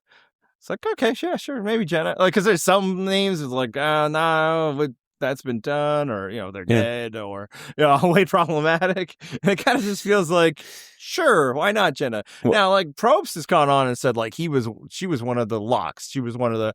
As soon as we talked about doing this, I want Jenna Lewis. I don't know that I buy that. I mean, only if you believe that like he wanted the season 1 player. And what are you going to do? Go get Kelly again? No. Yeah, obviously that didn't work. Right. Actually the biggest female star from that season went into witness relocation not too long after that. Nobody knows where she is or what's come of her. Yeah, she was honestly, like, lose my number, and they did. Yeah. And like on the one hand, it would be incredibly exciting if Colleen was like on again, like, oh my God, she exists. That would be wild. That would genuinely be like, I would be so shocked by that. Yeah, jaw on the floor. Yes. Mind blown. But at the same time, I'd be like, I've lost respect. Like the fact that she had all of that fame and decided, you know what, this fucking sucks and I don't want it. So much respect for that. So great. Yeah. Like seriously, what a queen move. Yeah. Yeah. So like, I don't want that. Like I'm happy for her that she doesn't have it as much as, yeah, man, I'd be like fucking there, right, if it happened. So yeah, like am I happy Jenna Lewis? Yeah, because it's like better than they like being like, oh, it's time for Elizabeth Hasselbeck, So yeah, you talked about problematic people. Well, I don't think they skipped over all the problematic people. We'll get to one that we'll discuss later. Yeah. But yeah, I mean, Jenna, let's be real. This is Jerry's spot, right? Like that would have been the equivalent. And it really probably should have just been Jerry's spot. I guess maybe the other argument decided that 2 isn't 1, like having somebody from season 1. Fair. Then you know what? Then Stephanie's is Jerry's spot. But just this is the one that I looked at and I'm like, I get it. Just if you wanted a season 1 player, because who else are you going to take? Keeping in mind that, again, we're talking like 25 years have passed. Right. You kind of need one of the younger people. Yeah. And we've had Jervis back. We had Kelly back fairly recently. They're all getting up there in age. So sure, Jenna, why not? I don't know what to expect. I'm seeing her in that nostalgic sense, right? I've been with this show since the first season as it aired. Now, the flip side is it's like going to see indie rock bands that I loved in like the 2000s even. And it's like, man, I guess, yeah, Survivor was the 2000s. Yeah, exactly. And now I go see them and I'm like, oh, fuck, they're old. Yeah, they are not rocking as hard these days. I haven't seen, they still do, but it's like, these people were like the definition of cool. And now they're old people. They're just old. Yeah. Wait. Right. Yep. So am I. Yep. That's how time works. Right? Yeah. Time has passed for them. Yep. Just as it has for me. Indeed. And I hadn't quite, considered that. So yes, I mean, that's what the preview showed us with some of these guys too. It was like, ooh. It really did. Yeah. All right. Let's talk some more recent Survivor returnees. Because Joe is back for this season. Joe, he's a guy and he'll never tell a lie. Joe! And of course, Joe, I talked about the penchant for recent players hiding their jobs. He famously was like, what the fuck, man? I'm just a fire captain. But yeah, Joe is back. I said earlier that I don't know how you can necessarily know how these players are going to interact with other players. I do feel like Yes. Joe, on the other hand, I do know how that interaction is we know going to go. Joe. Yes. I feel like I know who he is and what he is. And I think a lot of the older school players are going to be like, no, I respect this guy. Like, I'm going to align with him because I feel like I understand him. It would be fucking amazing. And I wouldn't even doubt the possibility of it happening if Joe, after watching his season, was like, no, you know what? Fuck that. I should have been more cutthroat. I should have lied. And these people are all roped in and they're like, yes, I know I can trust Joe. And he just fucking cuts throats. That would be amazing. It's not going to happen. It probably won't, but it could. I could see a possible scenario where Joe has been told by his kids that he was like, I'm going to impress you kids. And they're like, no, actually, Dad, cut some fucking throats. And he's It's like, not going to happen. all right, 8-year-old kid. I don't know how old his kids are. I'm just making up a Nor number. do I. Go ahead. I would be more surprised by that than Suri winning the final challenge. Yeah, and I mean, again, I read his interview. Oh, no.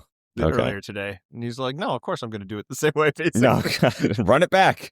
Yeah, it's like it's literally like you said. His kids told him that. It's like, no, I'm doing this because I need to set an example for my kid. And I say that you have to do all this stuff and be honest, but unless there's money on the line, so yeah, no, like Joe is going to be the exact same person. He just won't have Eva.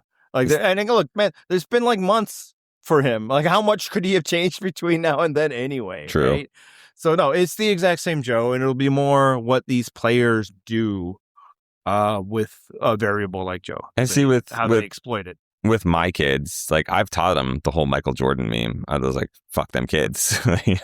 Just like, you got to go out there and just fuck them kids. Like, swish. No, there'll be no change at all. And again, how much change can you expect in that short of time? But like, not even like, oh yeah, I know what I did wrong. It's like, no, look, it didn't work out, but I'm going to try it again. Like, even like, I trust was a big thing, and obviously they'll let some people, fool me, but tip your cap to them, and hopefully this next time I'll pick the right people. Man, yeah. He's just an ordinary Joe. Yeah, it's gonna play out the same way. In some ways, it's like, I don't like a waste of a spot then, but it's like, look, man, I don't know what Survivor you're watching. Right, but exactly. It was painfully obvious that guy was coming back. Yeah, totally. And if you have an issue with it, again, refer back to our introduction. You forget what you're watching. Right. This is not a show made for the nerds. It's not a show made for the connoisseurs. No, this is a show made for millions of people on network television. And also, I mean, we said during his season, I do not understand the hate. Like, yeah, he's a specific type of player, right? But also, like, for a guy who looks like he does and plays like he does, like, he seems like a genuinely well-intentioned person. Right. Whereas, like, a lot of times you'll get these super jack guys and they're probably assholes. They're probably pieces of shit. And so, Joe, on the other hand, seemed to genuinely care about other human beings, about his family, like all these positive male attributes, like opens up with Kyle, like really supportive of other players in his season. And everybody's like, oh, fuck this guy. Like, what? Yeah. Why? Let me pull that mirror back out. It's insane. Yeah. If you like hated Joe, or you were really angry with it, maybe look in the mirror, because you might just be a bad person. I mean, right. Again, not liking him, like, that's not what I'm interested in Survivor for. Yeah. I find him boring. Totally all of fine. That's cool. If you were like, well, fuck this season. Oh, why are they doing this? They're just fixing it so Joe could win. First off, you're shitty at watching Survivor. It was dead obvious that he wasn't going to win, and we told you every week. I was going to say, we were like halfway through the season, like, well, I think I know something. Yeah. And we were right. Yep, we were. Look, not that we're always right, but like, it was not hidden. It was not hidden. You had blinders due to your rage over the fact that this, like, basic but nice guy might end up winning. And it's like, fuck. And some of that is, there are people who basically have now boxed themselves so far into a corner of their Survivor fandom that basically, unless somebody meets this very narrow demographic makeup, unless that person wins, and congratulations to you, you've gotten a lot more of them recently, then you hate it. And it's like, that's a terrible way to watch. Yep. It's like, again, you're gonna like become unhappy more often than you aren't. And why? The show isn't worth being unhappy over. I promise you that. I mean, in that sense, though, it is kind of like sports, right? Where you just, there's certain teams that you're in for the heartbreak and you do it anyway. But you have like year over year relations with those teams. That's these true. People you've read a fucking interview about. Yep. You don't know these people. Preseason interview, and you were just 12 weeks later, you're like, I still remember that one quote. My entire identity depends on whether this person will win. Yep. Contest that is already over. So speaking of the contest that is already over and who won, let's talk about Kyle.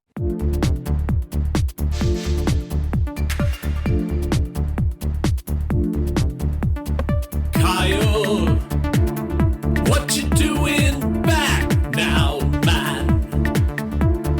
Kyle, you're already a winner. You're the last person that everybody saw win. I'm afraid that they'll be gunning for you. What you doing back so soon? Oh, Kyle, what you doing, man? Oh man, Kyle, I hope you know what you're doing, cause I really liked you a lot on 48. Oh, Kyle, hope you get far, but I don't think it looks too good from where I'm standing. Oh, Kyle! Kyle, the second of our winners that is back, and obviously a huge ally to Joe the first time around. Is Kyle getting targeted early? Yes. Yeah. The only reason he's not is if his tribe just desperately needs him. That's the thing, is he has to make himself valuable realistically in challenges. That is the way to make himself valuable. And even then, it's dicey. Especially if you got to come in first place in the challenges. If that's the way they set it up, it's like, well, shit, we're likely to lose. We have a 2/3 shot at losing a challenge anyway. So, maybe at that point, the strength that he might provide for you doesn't matter as much. And it's not like he's got Jonathan's strength, No, exactly. Like he might not be stronger than Q, who's also on his tribe. I think you need to remember, right? And I imagine a lot of our listeners do, but not all. These people watched Kyle win Survivor like a month before they hit the beach. Yep. This shit is fresh. Mm-hmm. And it's not just that he's the most recent winner, but his two biggest allies of the season, according to the edit, are both there on the island with him. Yes. And so in grand Survivor returnee season tradition, you take him out. Yeah, he's got no chance. Yeah. He shouldn't have said yes, frankly. So the thing is, I do like Kyle, and I would happily root for him. But because of my other rooting interest, I need him to be taken out, because if he's not, then Camilla's going, and that's not the scenario I want. So I'm going to have to be like, all right, I'd love Kyle to stick around, but nope, I need you gone. Realistically, Kyle and Savannah shouldn't be here. Agreed. If you're just doing this many, this few winners, then just don't do any at all. But I think they wanted Dee back, right? I think she hits a lot of things they want. One of which should be noted, you want some young people on the show. And the only way you can get young people for a returnee season is if you cast recently young people. Yep. Because that's how time works. It is.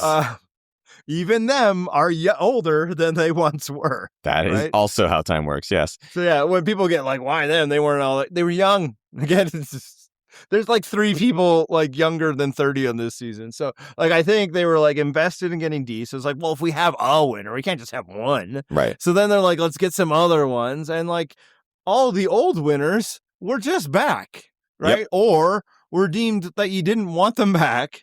Or in the case of maybe Earl, the timing didn't work out, right? Mm-hmm. So then it's okay, well, then you're looking at the let's get the winners.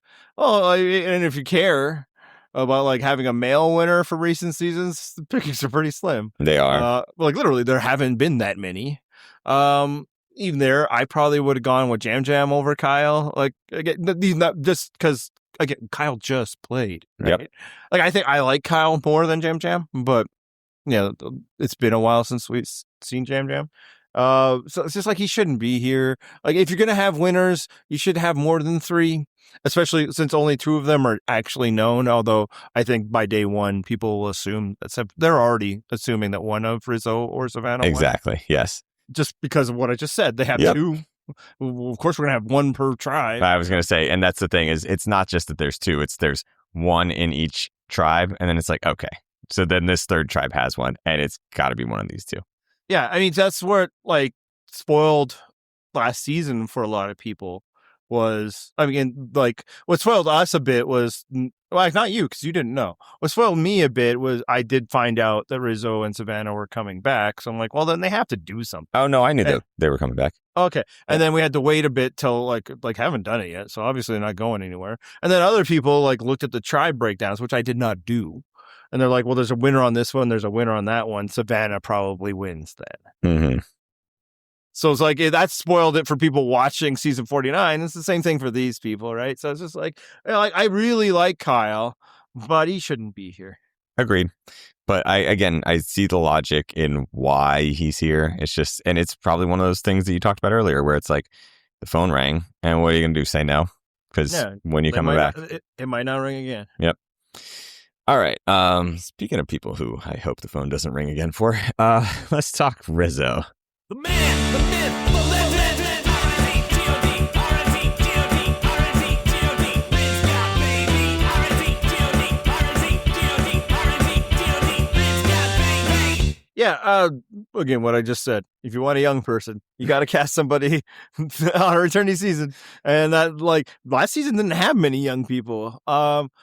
Yeah, again, I liked Rizzo more than you did. Like, I'm just like, I'm not going to complain, especially once I learned that they just tacked Savannah and Rizzo on and just like, fuck it, we'll do 24.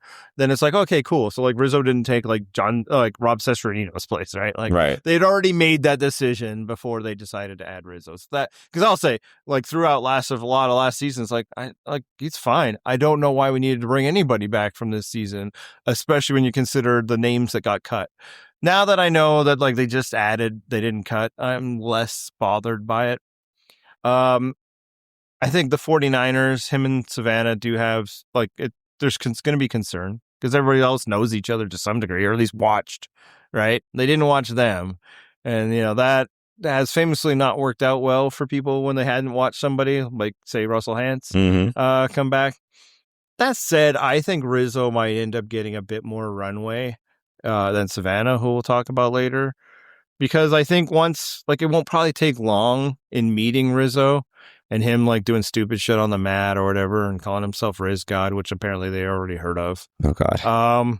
But they're like, okay, well, I understand why they brought this clown back. Like, I think they will be less worried about the threat he presents because it's like, okay, I get it. I get why, knowing what I know about Survivor and production, why, like, this guy is here. So, like, I actually think he could have a chance to play. So him being a clown is his shield, basically. Yes. Yeah, that's fair. That's fair. And that's how he disarmed people in his own season. Sure. Right? Like, people liked him, and that's why he did well. Is I think they genuinely liked him. They liked his energy, and they didn't hear his annoying third person, confessionals. Oh, God. Yeah, we had that privilege. Yeah, and we discussed during the season, like he genuinely was probably the best, most entertaining active player of that season. So yeah, in that sense, I was, I guess, what you would call rooting for him. But and we were also rooting for the failure of the people that you deserve challenge him or Savannah. So it's right, like, good. You deserve what you get. Yes, exactly. In this season, however, get rid of him, please. Like, it's fine. I get it that we want some youth in there. Nah, I don't need that shit. I'm not a youth anymore. I don't need more youth around. Yeah. Yeah, I mean, I don't know that Colby Donaldson will be that excited to be around him. Exactly. But I don't know how much shots that Colby Donaldson will get to make. That's fair. And yes, I'm using his whole name because he's earned it. Yeah, look, I just I just think they'll meet him. It's like, oh, he's the personality hire, right? Like he's here for the same reason Q or Coach is, not because they're threatening. You know? Exactly. All right, let's talk his partner in crime, Savannah. Savannah, you're a psycho and we want you to know we mean that in a positive way. If you make it to the merge, every challenge should be an all-you-can-eat buffet. You'll probably get bounced early for being an immunity threat, but if you stay, we've got one thing to say.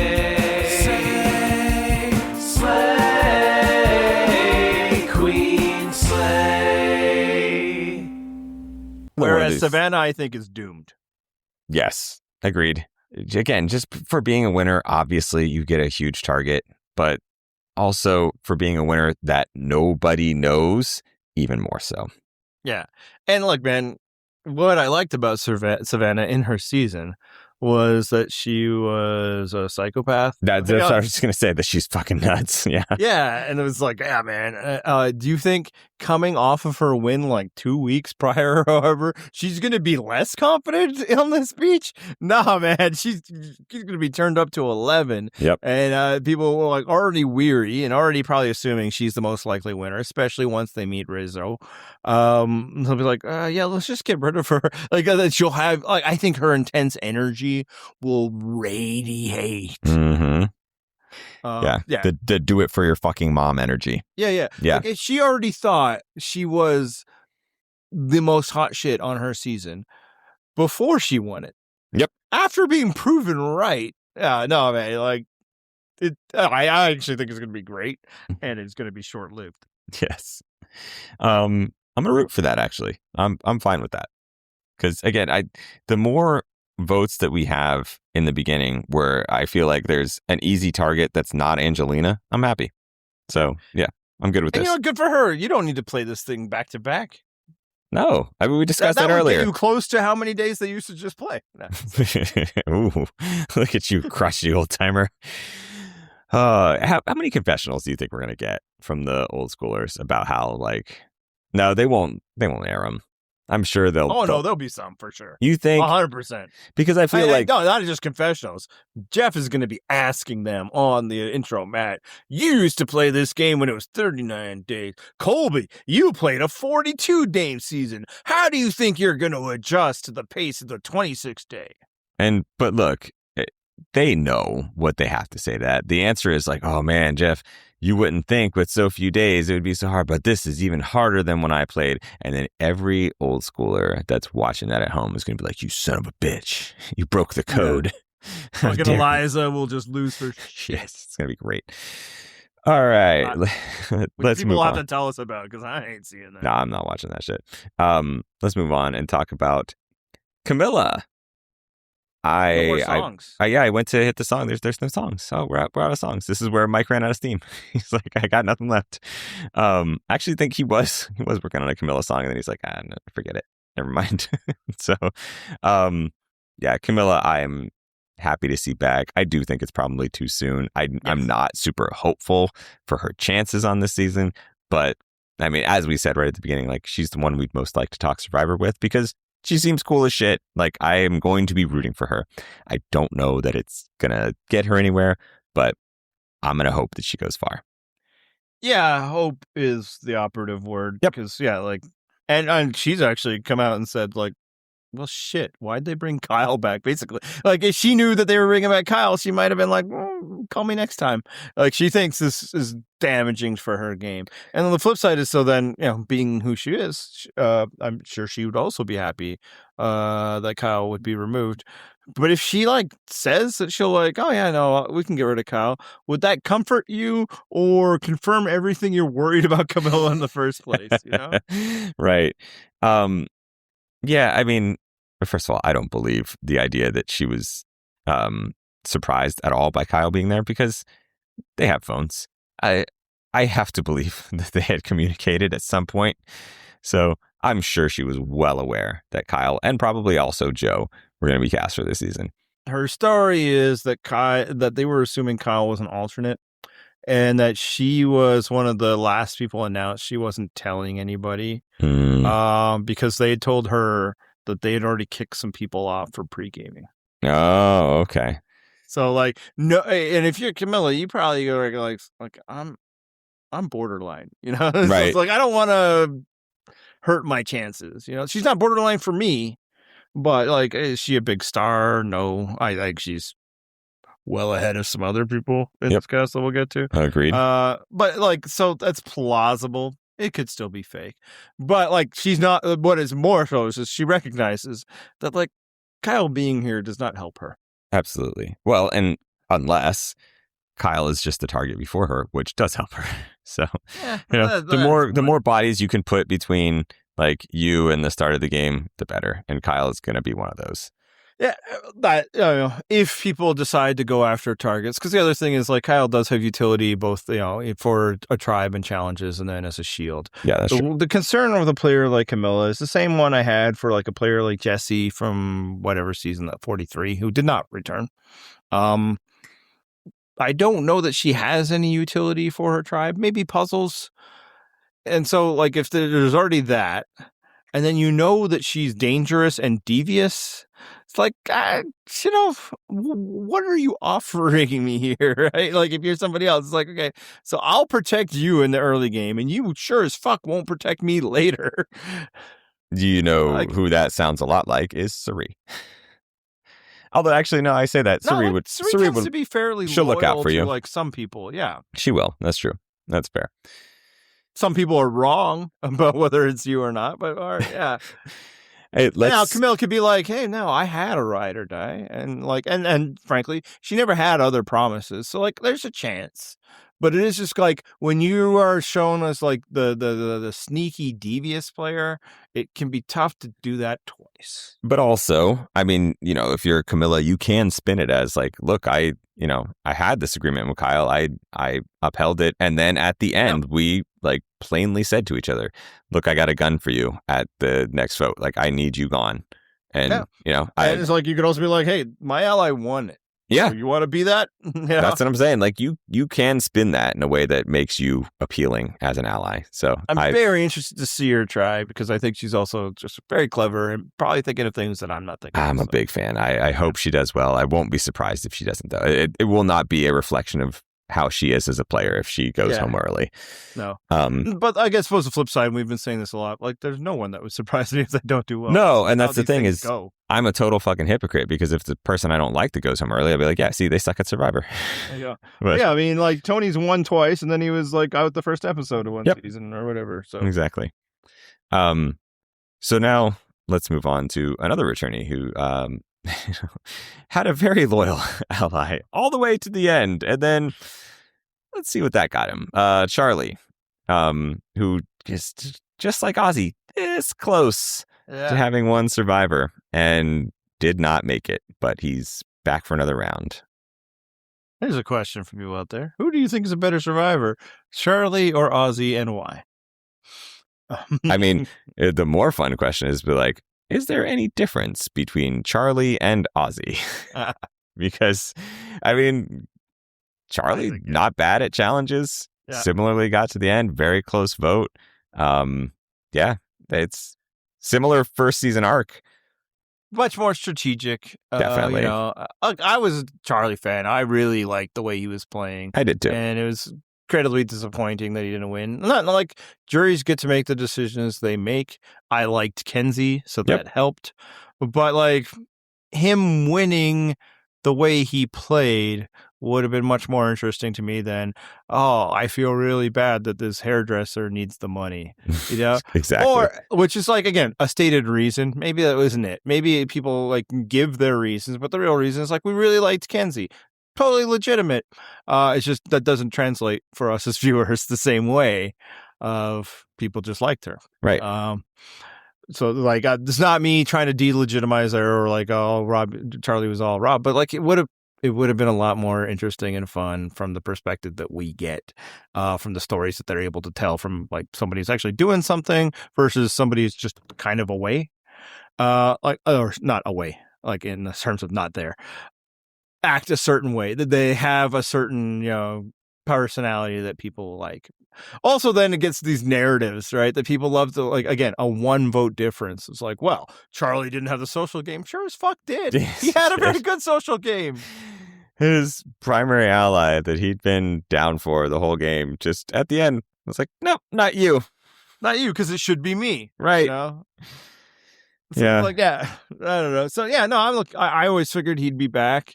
Again, not that old, so it helps. You know, again, getting somebody youngish. I think he might be one of the 20-year-olds ish, like 29 probably. Sure, maybe 28. I just looked it up. All right.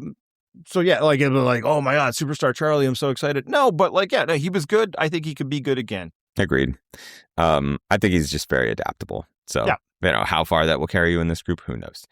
But let's talk about the other person that you thought was an absolute lock to come back, which I don't think you're that wrong on. I mean, I think Angelita is the first call you make, but Christian is right near the top of that list. So Christian is finally back. I have to say, when I was doing social media, one of the few survivors that's actually remotely interesting on social media. Camilla's another one. But yeah, he's actually got a personality outside of Survivor. And like, I'm happy that we got Christian back. What about you? Yeah, I mean, the only way that they're doing a returnee season and Christian's not on it is because he said no. Right. He was somebody who would have. His schedule opened up. He's got tenure. Like, and that's the thing. Another thing I really like about him is he really liked Survivor. It was good, but that didn't become his whole life. Nope. Exactly. That's what makes him cool to me. Yeah. And, you know, like, it's one of those things where he became so popular during his season that there was a bit of a backlash because, like, how much of a fan can you really be if you root for somebody that other people root for? Yeah. Which is not a unique feature to the Survivor fandom. That's how fandoms work. And one of my roles that I have, and if that I have any, is to call bullshit out on that always. You can just like people because other people like you. It doesn't make you more interesting if you don't. Right. All right? Like people that you do. And don't worry either way. Yeah, man. No, Christian's great. You know, it would be weird again if he wasn't here. Survivor needs him to get out there and say, yeah, I would have loved to be there, but I couldn't make it happen. Right. Exactly. Otherwise, it'd be like, where the fuck is Christian? The same way they've had to do every subsequent time with Cochran. Yes. Yeah. At a certain point, it's like, oh, I guess he's just not coming back, right? Which good for him. Yeah. Exactly. The same thing. Like, I respect the fact that he's like, nah, actually, I'm good now. Thanks, though. Yeah. But unlike Cochran, Christian actually hasn't won, so it makes sense that you'd want to come back. But I fully respect that Christian's like, there's like, obvious I'm going to do worse if I ever come back. Right. So yeah, no, I really not much to say. Nothing unique. Christian was fun. I expect him to be fun again. You know. Hey, and we'll see how far that goes. On the flip side of that coin, let's talk Chrissy. We should. Yeah, because the phone rang, and I'm sure Chrissy said yes immediately. But, you know, which grudgingly, I am a hater. I fully admit it. But also, to her credit, Probst has brought her up several times. Yes. Her season was dog shit, and she was not entertaining. As you mentioned, she won a lot of challenges, but one of those challenges, because I think she's tied for the record for women, but one of those was genuinely pulling a rock out of a bag. Oh, that's the reward one, so I don't know if that counts. Right, they don't count, but like the whole mythos of her is like, oh, she's this challenge beast. Like, yeah, she did have a lot of challenge wins. Some of them more worthy than others. But the point is, that's all she had. And she talked up her social game, and they were clowning her for it in the edit, and no one was picking up on this, and they're like, oh, she has a great social game. No, she keeps saying she has a social game. You're supposed to pick up on the fact that she fucking doesn't. And then they hung her out to dry at Final Tribal Council, and still people were like, oh, I can't believe she didn't win. She has a great social game. No, you idiots. Yeah, no, they were proving to you that she did not. Yeah, so that season was one of the ones where, you know, I think I can comfortably say we, but I'll cop, especially me, I think it became tremendous assholes just because we could not believe what people were trying to invent whole cloth because they just didn't want Ben to win. Yes. Right? And they were just, you know, so since it can't be Ben, it has to be Chrissy. And they were inventing this player. It's like, God, her castmates don't like her. Right. It's plain as fucking day. That you guys used to claim to care about this shit and the way that you worship at the altar of social games, yet suddenly now that doesn't seem to matter much to you. Now, time has passed. She's changed. Sure. I've read her interview. Oh no. I don't think it's going to change that Yeah, much. come on. She says the things, but that was she always said the things. Right. And it's performative. And yes. that was the thing that she got into on her first season, where it's just like, no, we know you're checking the box of social game. You're asking a question, caring fucking nothing about the answer. You're memorizing it like it's trivia. Like, you have no interest in me as a human. And so your social game doesn't register because I don't believe that you care. So, yeah, she'll kind of go on about like how people think I was robbed. Maybe I was robbed, but I'm over it. It's fine. And, Devin was robbed too. It's like, yeah, okay. I get it. A big kick in the ass that you didn't know that you weren't going to get to vote out Ben. But you weren't going to win that jury anyway. Nope. So, yeah, no, but that said, like, I totally understand why they brought her back. She's just kind of one of those figures. There's obviously the fandom that we were fighting with. And look, man, like, they don't just have to bring back likable people. No, absolutely not. I'm going to enjoy rooting against her. And I hope she fails miserably. Same. Yeah. Not as a person. We don't know her as a person.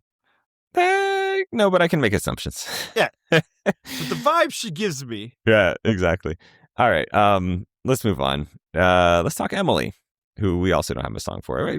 Like I said, we're out of songs. So, yeah, Emily, another recent player who's so memorable that I was like, oh wait, what is she the other one that was on D season? Like it genuinely, I was like, oh, I couldn't remember. I remember who she is. I remember being like, sure, Emily, that's fine. Yeah. I got really nothing to add about her. I was like, oh, I guess that's okay. That she's. It's very much like this is the new iteration of Aubrey, where I'm like, okay, I guess if you want to bring her back, fine. I think a lot less memorable than Aubrey. Well, that's what I'm Aubrey saying. Off her first season was like, duh. That of course right. She's coming back. Right, but I'm just saying, was like, the star of her season. This is more the iteration of later seasons of Aubrey, where I'm like, I guess it's fine that you're here. That's how I feel about Emily. Okay. Yeah. Sure. Now with Emily, like, she would say had two different paths, or like an arc, and so they're kind of two different Emilys, right? When the season first started, man, I did not like her. Nope. And we weren't supposed to, and she was supposed to go out. Her tribe would have voted her out, but then somebody quit because they were going through nicotine withdrawal. Mm-hmm. And she's, to her credit, come out and said that. To her credit, she's like, the standard first question is why you're going to win. It's like, I don't think I will. If I win, something really crazy happened. So good self-awareness and how she changed. And then as the season goes on, she became more interesting as she, learned to feel or communicate. But some of that was just the shine of being an underdog. Yep. That makes us. Oh, what are we talking about next? We'll get to it. That makes us suddenly root for people that maybe aren't actually that likable. So it'll be interesting. Now that she's removed for that, is she interesting and likable, or is she kind of that person that was like, man, what's her fucking problem from the beginning? But I'll say, like, largely she feels a bit like an internet invention. There was like all these memes around Emily freaking flipping or whatever her fucking job title is. And it's like, yeah, she was, I like, she's one of those. And there's three of them on this season, where if this was just a standard returnee season, kind of bringing back people from recent seasons, I'd be like, yeah, I guess. Okay. Sure. Like, it's got to be somebody. Right. But in 50, I'm like, really? That's the best you could have done? I know. Yeah, it seems like, that's a reach, I guess, but whatever. Like, at the time, there are people like, yeah, we'll bring her back. And I was like, I mean, the only person this season I'm really interested in seeing ever again is Caleb. But, again, male, female is different. But it's like, I feel like she's here, but Carolyn isn't. That's weird. Yeah. Right. Yeah. I mean, not the same personality type or anything like that. And I'll say, after I saw Carolyn and the Traders, I'm like, yeah, maybe she only got the one hit song. Too bad. I did not watch Traders, so I didn't get to have her reputation tarnished for me. Yeah, but it's just kind of like, okay, I guess, sure, whatever. I guess she has some fans, but like, we got this is season 50, and then it's like the 11th place or the 9th place finisher from like season 40. Whatever. Okay. Right. From a completely average post From the 40 season that fucking Gabler won. That's what we're doing here. Yeah. Right. No, it's 45. No. Yeah, I was gonna say, but still, completely average ass season. Let's move on to some actual star power, but not necessarily. I mean, I guess technically Survivor star power, but really that's not why. let's be honest. Mike is back because he is Mike White. He did play Survivor. Mike might throw people off. There's a Mike. No, he's Mike White. No, he's Mike White. Right. So he is here because he's Mike White. I mean, he did play Survivor. He did very well, shockingly, in his season. He should have won that season. Like the meme and the fun is Angelina should have won. No, Mike White absolutely should have won. And I feel like a lot of the people who cast those votes were like, "Fuck, I wish I would have voted for Mike White." Yep. I mean, Christian did. So yeah, I mean, Mike White, just popular player from one of the best seasons they've had for a long time. Yeah, He's entertaining, but I mean, like, it's not even worth discussing. Should he be or shouldn't? He's one of the most famous fucking people in the history of Survivor. Yes, right. That's the thing. And like, especially now, hot on like the creator of one of the biggest shows on television. He says yes, he's in. Yeah, which is insane. That I mean, that him being cast was like, oh shit, he was available. So it's whereas these other people, I've been like, oh, okay, yeah, of course they answered on the first ring, and they were like, yeah, I'm in. I don't know what you're asking, but yes, I'm in. Frankly, probably when they called Mike, it was like, well, he's not going to say yes, but we should do it. Well, we never know. Right. And literally, like he said, it's like it was. Like if it was any other like couple of months, it wouldn't have fit. They just found the gap in the shooting schedule. He's like, yeah, let's do this. Like if it would have been at 49, no, So yeah, at 40, he wouldn't have been available. Obviously, he wasn't a winner, right? Although he should have been. So yeah, that look, of course, yeah. So yeah, and will he be interesting? Probably. I'll say he's going to have a bit of a runway. Yeah, I know that people are going to want to vote him out early. Right. And that is for outside the game reasons as well, because for those who do not know, Mike White, as Andy mentions, has a very hot TV show. And most importantly, he has had survivors from his season make cameos on his TV shows. And if you don't think that will influence the votes of a lot of people on the season, you're out of your fucking mind. Yeah, to the point where he's getting a little annoyed with this. Like, I might just turn my phone off. Yep. But I think he's also smart enough to maybe hint at it here. Yep, exactly. Oh, you like the White Lotus? Oh man, like you're just so interesting. I could see you there. And it should be noted, like both of his returning mates were some of those cameos. Both That's right. And Angelina a bigger part because she's fucking Angelina. And why would you not? Yeah, exactly. All right, let's move on. All right, let's talk another countrywoman of yours, Genevieve. Wow, we got 2 Canadian women on here. Is that all we got? Yeah, it's 2. Yeah. That's it. Yeah, we don't have to play Guess the Secret Canadian. No, I know. They're out, these Canadians. Out. Yeah. Genevieve with the super Canadian last name that I can't remember, but Mushalik. There you go. Something like that. In her pregame interview that I read, she mentions that she's from Winnipeg like 15 times. Of course she does. Winnipeg pride. Why would you not? Yes. One great city. Yeah. Go ahead. She's one of the trio of them. It's like, again, normal kind of return. He's like, oh yeah, sure, yeah, I guess. I mean, not my call, but she did well. She was by the end of that season one of the bigger stories. Especially like her versus Rachel. So it's like it's fine, but like really, so Genevieve's here, and like Jerry Manthe isn't, or Amanda Kimmel isn't. Like again, age and all that. It sounds like actually Amanda had to pull out. So sad. Yeah. I mean, it's the same thing. We said it during Genevieve's season. Like, I get why you're like showing her because she did something, but she did something stupid. Yes. Like, it was a bad move that she made, and then she eventually suffered consequences of that bad move. And we're like, yeah, of course you did, because you made a fucking dumb move that we knew at the time was dumb. Maybe you shouldn't turn on people that want to work with you. Right. Just putting it out there. Yeah. It'd be interesting to see how she does it. I don't know if she's had enough time to reflect on it. Now, one thing it should be noted that, like, so I have these 3 players, and they're all women, so maybe I gotta do some internal. Check yourself. Problematic Andy comes out again.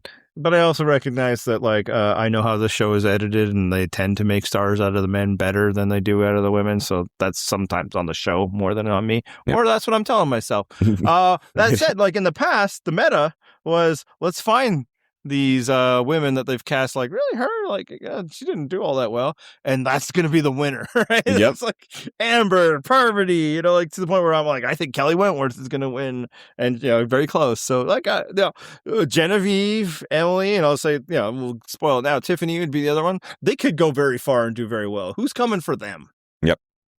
On the flip side of that, there is someone who, like, again, not a huge fan of, but I didn't doubt for a minute. Yeah. Of course they're bringing Jonathan back. I mean, for the visual alone of, like, Jonathan just dominating a challenge almost single-handedly in the early team stages, like, yeah, that's a memorable thing. Probst fucking loves that shit because it looks great on TV. And so does a major constituency of the audience. It's like people are like, oh, Probst just likes it. No, Survivor fans like it, just not the ones you talk to. Right. That's what I'm saying. It's like it is appealing to a certain segment of Survivor fans. It's like, yeah, of course you're gonna have him. Advertisers care about Facebook Survivor fans too. Frankly, probably more. Certainly more than, like, people who fucking stream it off of, like, stealing it. Right. It's a lot of people on the internet. Yeah, I know. Like, whenever there'd be those fan casts of, like, who's the new era returnee season, and people would stupidly do it 40, or even people smartly, like, Game Changers on, like post Game Changers on. They kept leaving Jonathan off, and it's like, this is how I know you nerds don't. Right. You're just being ridiculous. Yeah. Who are you trying to fool? Jonathan Young is coming back. Right. And there's no doubt about it. And frankly, like, yeah, is he my cup of tea? No. But, like, since challenges are always going to be a part of this show, always have been, always will be. Frankly, even at shows where they, like, are meaningless, like Traders, they still do challenges because they need to fill up screen time. Since they're going to do them, I like sometimes watching people that are really fucking good at them. Yep. Yeah, just for that portion, eventually they can go, and I'm less interested once it gets to the individual ones, because often they're like puzzles and shit. Yes. Except last season. Well, yeah, I mean, but that will be a good time to get rid of Jonathan, Yeah. Like, that'll be a good way to get rid of Jonathan as well. But yeah, like him carrying his entire tribe out of the water, like, that shit's impressive. Yep. They all absolutely will, unless weather doesn't, like, there has to be a Jonathan versus Aussie swimming competition, I want to, and I feel like the old man might get smoked, but like even like Game Changers, where he was otherwise nondescript, there was the one challenge or a couple challenges where Aussie got to really cut loose in the water. It's like, It's fucking different when somebody actually can swim. It really is. Yeah, it's impressive to watch it. It does make for good TV. So I'm not remotely surprised that he's back. Yeah. And then the other thing, utility wise, if you're like, oh, I don't want to watch this guy, just hope that he pairs up with somebody you like and then prevents them from going to tribal council. That is his sole utility for me. Keep Camilla safe. That's what I'm saying. Safe. Yeah, it's just like when I had Joe. Joe was like winning group challenges. Like, good, you can keep certain people safe for me. That's all I need. I just need you to be. He kept Suri safe. That's what I'm saying. You just need to be around to keep players that I like safe. That's the only thing I care about. All right, let's move on to another one that was absolutely a lock to return for a different reason, though. Q, because sort of similarly to what you were addressing with Rizzo earlier, people know Q's a fucking clown. That is why he's back. Same thing for Coach. Same for Rizzo. Like, they're just fucking clowns, and so you're like, okay, I know who this is. I know he's coming back. He's going to cancel all the holidays as he does. He's going to find every reason to say that someone needs to get voted out. Just the most mundane shit. He's going to keep that shtick up. I know he is. Right. Oh, yeah. No. So, yeah. Well, I might have stomped on your Colby theory. I read Q's. I started to read. Honestly, print isn't the medium to be experiencing Q in, so I just kind of skimmed. But yeah, no, man, it's like he's talked about changing, and then you just read more. That guy hasn't changed at all. And frankly, Survivor would be disappointed if he did. Yeah, like he's one like he's not my cup of tea. I'd rather not have him, but there's no point in like. Of course, we're gonna have him. Exactly. Like there's an energy that they're gonna have. So I just hope that the survivors that he plays with are smarter than the ones he played with last time, and just recognize like you can't harness the chaos. No, and you can now the flip side, I suppose you could say, is one of his original alliance partners from his first tribe did win that season, but that was in spite of, not because of Q. Right. my worry with him is that it follows the coach arc where Yes. in the first season, I'm like, oh, I got some entertainment out of it. I can see it. Now, having seen himself on TV, him being just obnoxious this season, to a degree that's not entertaining, because he was obviously obnoxious in his first season as well. But like, it was fine. I could tolerate it. Now, if this season he pulls these coach returnee level obnoxious, I'll be like, oh, fuck, that's it. I'm out. Yeah, Coach Philip. Yes. Frankly, Tony the second time around. I mean, I still enjoyed it. I was gonna say it was for like one but episode, like for sure. Tony came back and it was like, I'm gonna be Tony, and and I'll say there's maybe some strategy. They're gonna expect it anyway. Might as well just do it. Yep, But lean into it. yeah, that's what we're gonna get from Q. And so there it is. All right, and let's move on to someone that you alluded to earlier. I know that you were alluding to earlier, and that is Stephanie. This is another one where I think like she was from an early enough season that she's got that Colby thing where she thinks she's a star. I think this is how I interpret her. Also, there's vibes. Well, she was also recently on television. She was in the first season of Traders with Suri. So she's married to a famous baseball player. Like, yes, Stephanie is not coming into this game with the humility that I'm saying that I saw in Ozzy and Colby. Does she have any thoughts on Eliza or people that are like Eliza genetically? Yeah, I'm not gonna quote it here. I was gonna say I don't even encourage. I was gonna say, listeners, you should go find what we're talking about. No, don't actually don't. Yeah, just know that Stephanie. A stark reminder that Stephanie sucks, and frankly, always sucked. Yep. Underdogs, America's sweetheart, Stephanie. That was purely situational. It was basically by the time she's by herself, you kind of can forget how kind of mean she was when her tribe was losing. Yep. And to the people there, and entitled that it was always other people's fault. Poor Stephanie, my tribe keeps failing me. But then she showed pluck, genuine pluck. And again, easy to craft that storyline. To the point where, they bring her back for the next season, and she sucks. She was off. She lost that season because she pissed people off. Yep. They were ready to worship her. They were all like, "Oh my god!" It's up to the point where, the other person that actually had real fame, an NFL backup quarterback, is like, "We can get Stephanie's autograph later, folks." But then we get to the final tribal council, and she loses because they're like, "Fuck, you were." Not you nice. Suck. Yeah, exactly. Turns out that and bring her back as a hero, possibly because of that. Like, it's just like Suri, man. Just the first story is what we keep sticking to. It doesn't matter how devious and slick Suri has proven herself every time. They're all like, "Oh, that's Suri. You gotta trust her with your life." Again, exactly. It doesn't matter how bitchy Stephanie shows every time that she's on these things. It's like, oh, good old Stephanie, that underdog, inspiring America's sweetheart. Underdog. Yep. And I'm here to tell you that Stephanie sucks. She does. And when I saw her interview, if you want, it was on one of the Reddits. Again, it just kind of comes up in my feed now, and I'm like, okay, let's see this. And did it surprise me that she sucked? No, but the way she just came out and said what she said, and the stank she put on it, I was like, whoa. Yeah, this is recording because you hit record. Yeah, then you hit post later. Yep. Now, she was drunk, but still. Yeah, I was gonna say you have to assume you don't know. You don't hang around people who drink. No, because you're a Mormon. I've been around people who drink. No, that's why I see it with more open eyes than you, because my vision's still clear. And I'll say, before that, I was like, again, when they announced Stephanie, I was like, well, fuck, whatever. Right. What a retread. And then I'm like, I guess it has been a long time since Heroes versus Villains. She probably has her constituency. And then we saw that. It's like, really, fucking Stephanie? No, yep. Not surprising. But still, hopefully she took Amanda's spot that left. I don't hope they didn't prioritize getting Stephanie on here. She sucks as a person, and she's gonna suck on the show. Let's hope. All right, and then last but not least, I mean, she's never actually been good at Survivor. Right, exactly. I mean, I guess she was runner-up her season, but again, they were just fangirling all over her. These people aren't gonna fangirl over Stephanie. Nope. Because she's too far out of sight, out of mind for most of this cast. And then last but not least, like I said, Tiffany. Go Are we ahead. sure about that descriptor? Yeah, I believe this is 24.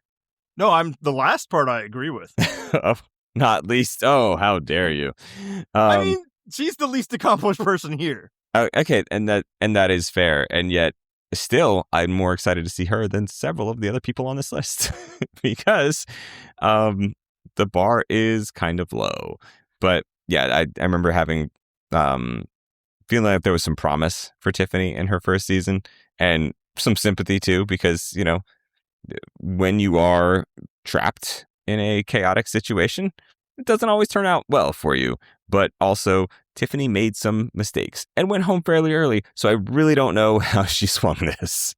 Yeah, she's the lowest finishing person. She's played the least amount of days in Survivor. Now, only 2 fewer than Emily, so it's not huge. But yeah, she finished 10th in her season. I'll say, when the cast was announced and they're just giving names, she was the one I was like, who? And like, there's been a couple Tiffany since then.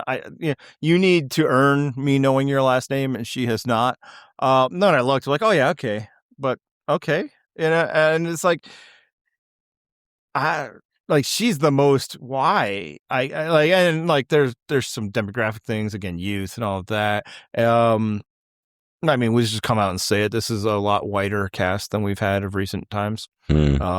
Which, if you're doing a returnee season and are trying to go back far enough, you're pulling from a wider talent pool as a result. If you were just pulling from the 40s, this should have been balanced. Right. But like, yeah, if we're just talking about like from her season, you could argue that everybody who was still in the game after her was a more interesting and significant player than Tiffany. Like, if you want to like gaggle back and forth over Liz, okay. Mm-hmm. You could say for women of that season, like Kenzie is more interesting, the winner. Maria more interesting. Venus more interesting. You could argue Soda more interesting than Tiffany, right? No. Okay, I would put Tiffany ahead, but like, yeah, the argument's there. Even if you break it down to her earlier tribe when they got a lot more attention, she was behind Q, Kenzie, and Banu for attention of that season. So it's like, she's very much she's the Xi'an of this season. It's like, well, we wanted to bring somebody back, except that they already have somebody from the season. You didn't need another one. Where it's like, oh, her. But it's like, yeah, for me, it's again, she could fucking win this season. It has nothing to do with that. Like, but she's the most. I guess, like, even if there was a recent Survivor season, I'd be like, I guess a bunch of people said no. I don't know why she's here in this big 50 cast. That's my take. Yeah. Like I said, though, that said, I do remember feeling like she had some promise in her season, and mostly because there are some people that I would really rather not see on this season. She is not the one I'm least interested in. So, frankly, of the people who went home with idols in their pocket, she might be the least interesting. I mean, I was going to say, there's a lot to pick from in that season, actually. So I don't know. Again, but like, if they want to tell me that, like, no, they knew, like, from the time they cast her and like from what they saw something in her. Like, yeah, she could be very interesting. She could do well. Again, Kelly Wentworth was far less. I mean, maybe about. I was going to say about the same. She didn't make the merge, whereas Tiffany did. Merges happened so much sooner now than they did then. Right. But they were right then. So like, I'm not writing her off. I'm just like, I feel like there's more like people that a big Survivor fan, would remember right away, and she's not one of them. Yep, so I get it. Yeah, I mean, it's definitely one of the names that I had to like be reminded what she looked like. Like, just looking at the name Tiffany, I was like, who? And then once I saw her, I was, oh yeah, Tiffany. And again, like, there's 2 other people from her season. Like, I feel you could have dipped somewhere else, you know. I'm hoping other people, and maybe it is the case, other people said no. She said yes. All right, so that's She's wrapped not it even up. that young, right? She's like 32. Like, so it's not even like, oh, we got to get somebody in their 20s. I don't know. It's fine. But I like that you're throwing stones about youth. Come on, man. We can't throw those stones anymore. They're not, like, well, this is one of the few seasons where they're not all younger than me. That was true. Yeah. But it's just like, yeah. In a lot of recent seasons, 32 is like old man type stuff. Yeah. That's true. Like, remember Cerie's first season? She was on the old lady stripe. She was like 33. She's like, what the fuck? All right, so we're going to wrap it up here. Yes. If you guys want to send us fan mail, we could actually talk about it in the first episode of the season this time. You can hit that little text button somewhere in the episode description. You can text us. We might even respond to your text on the next podcast. You can, of course, go to our website, purplerockpodcast.com. We got a fantasy game if you've never played before. All the rules are on the website. Usually we get 200-ish people playing. Who knows? I wonder if the numbers will go up because it's a major season. That definitely happened for 40. So we'll see. Anything else you want to add, Andy? Hit the music.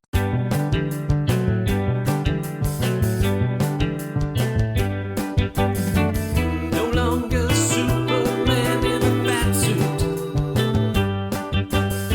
but he still ain't no Hershey bar.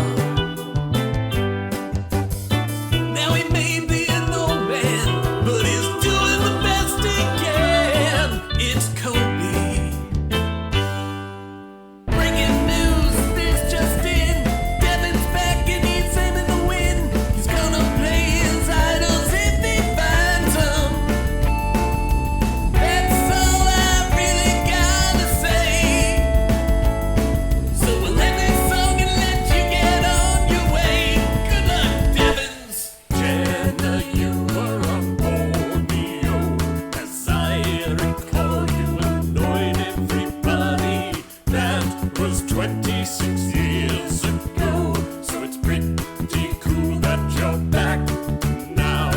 26 years since we have seen you gracing our TV screens. Oh wait, I almost forgot you're also on All Stars. That makes it slightly less cool. Joe, he's a guy and he'll never tell a lie. Joe! Hey, look who's that over there? It's Aubrey, she's got glasses. Oh, yeah.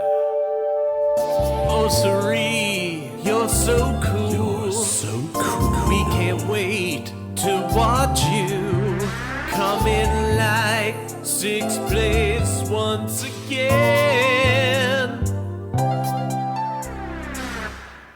Oh man, what's he doing here? Haven't seen him for so many years. Thought that we'd be in the clear from Coach.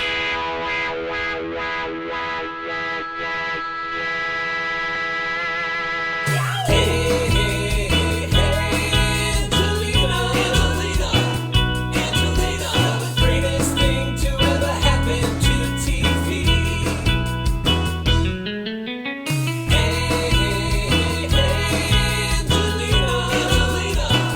Angelina, please save us from this mediocrity.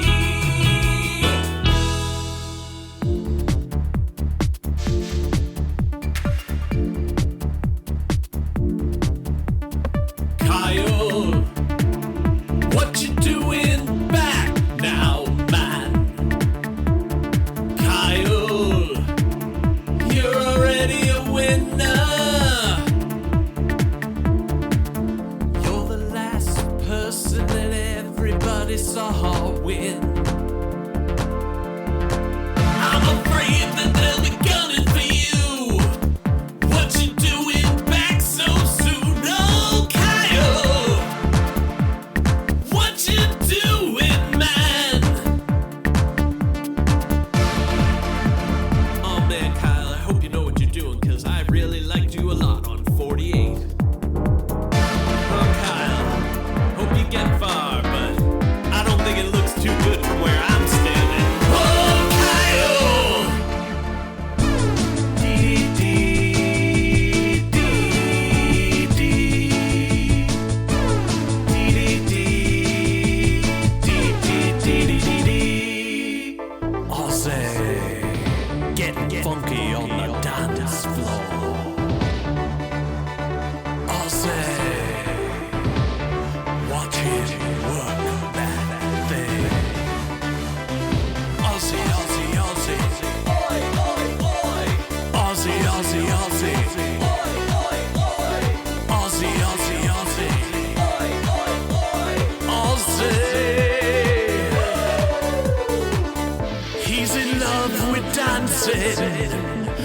loves it more than life. The dance floor is his sanctuary, and he thinks that shirt looks quite good on you. Ozzy, he's on the dance floor right now. Ozzy, he doesn't know when to quit. It's getting late, which means it's actually getting quite early. Ozzy, the man, the myth, the legend. R.I.P. G.O.D. R.I.P. G.O.D. R.I.P. G.O.D. Liz got baby. R.I.P. G.O.D. R.I.P. G.O.D. R.I.P. G.O.D. Liz got baby. Savannah, you're a psycho, and we want you to know we mean that in a positive way. If you make it to the merge, every challenge should be an all-you-can-eat buffet. You'll probably get bounced early for being an immunity threat, but if you stay, we've got one thing to say.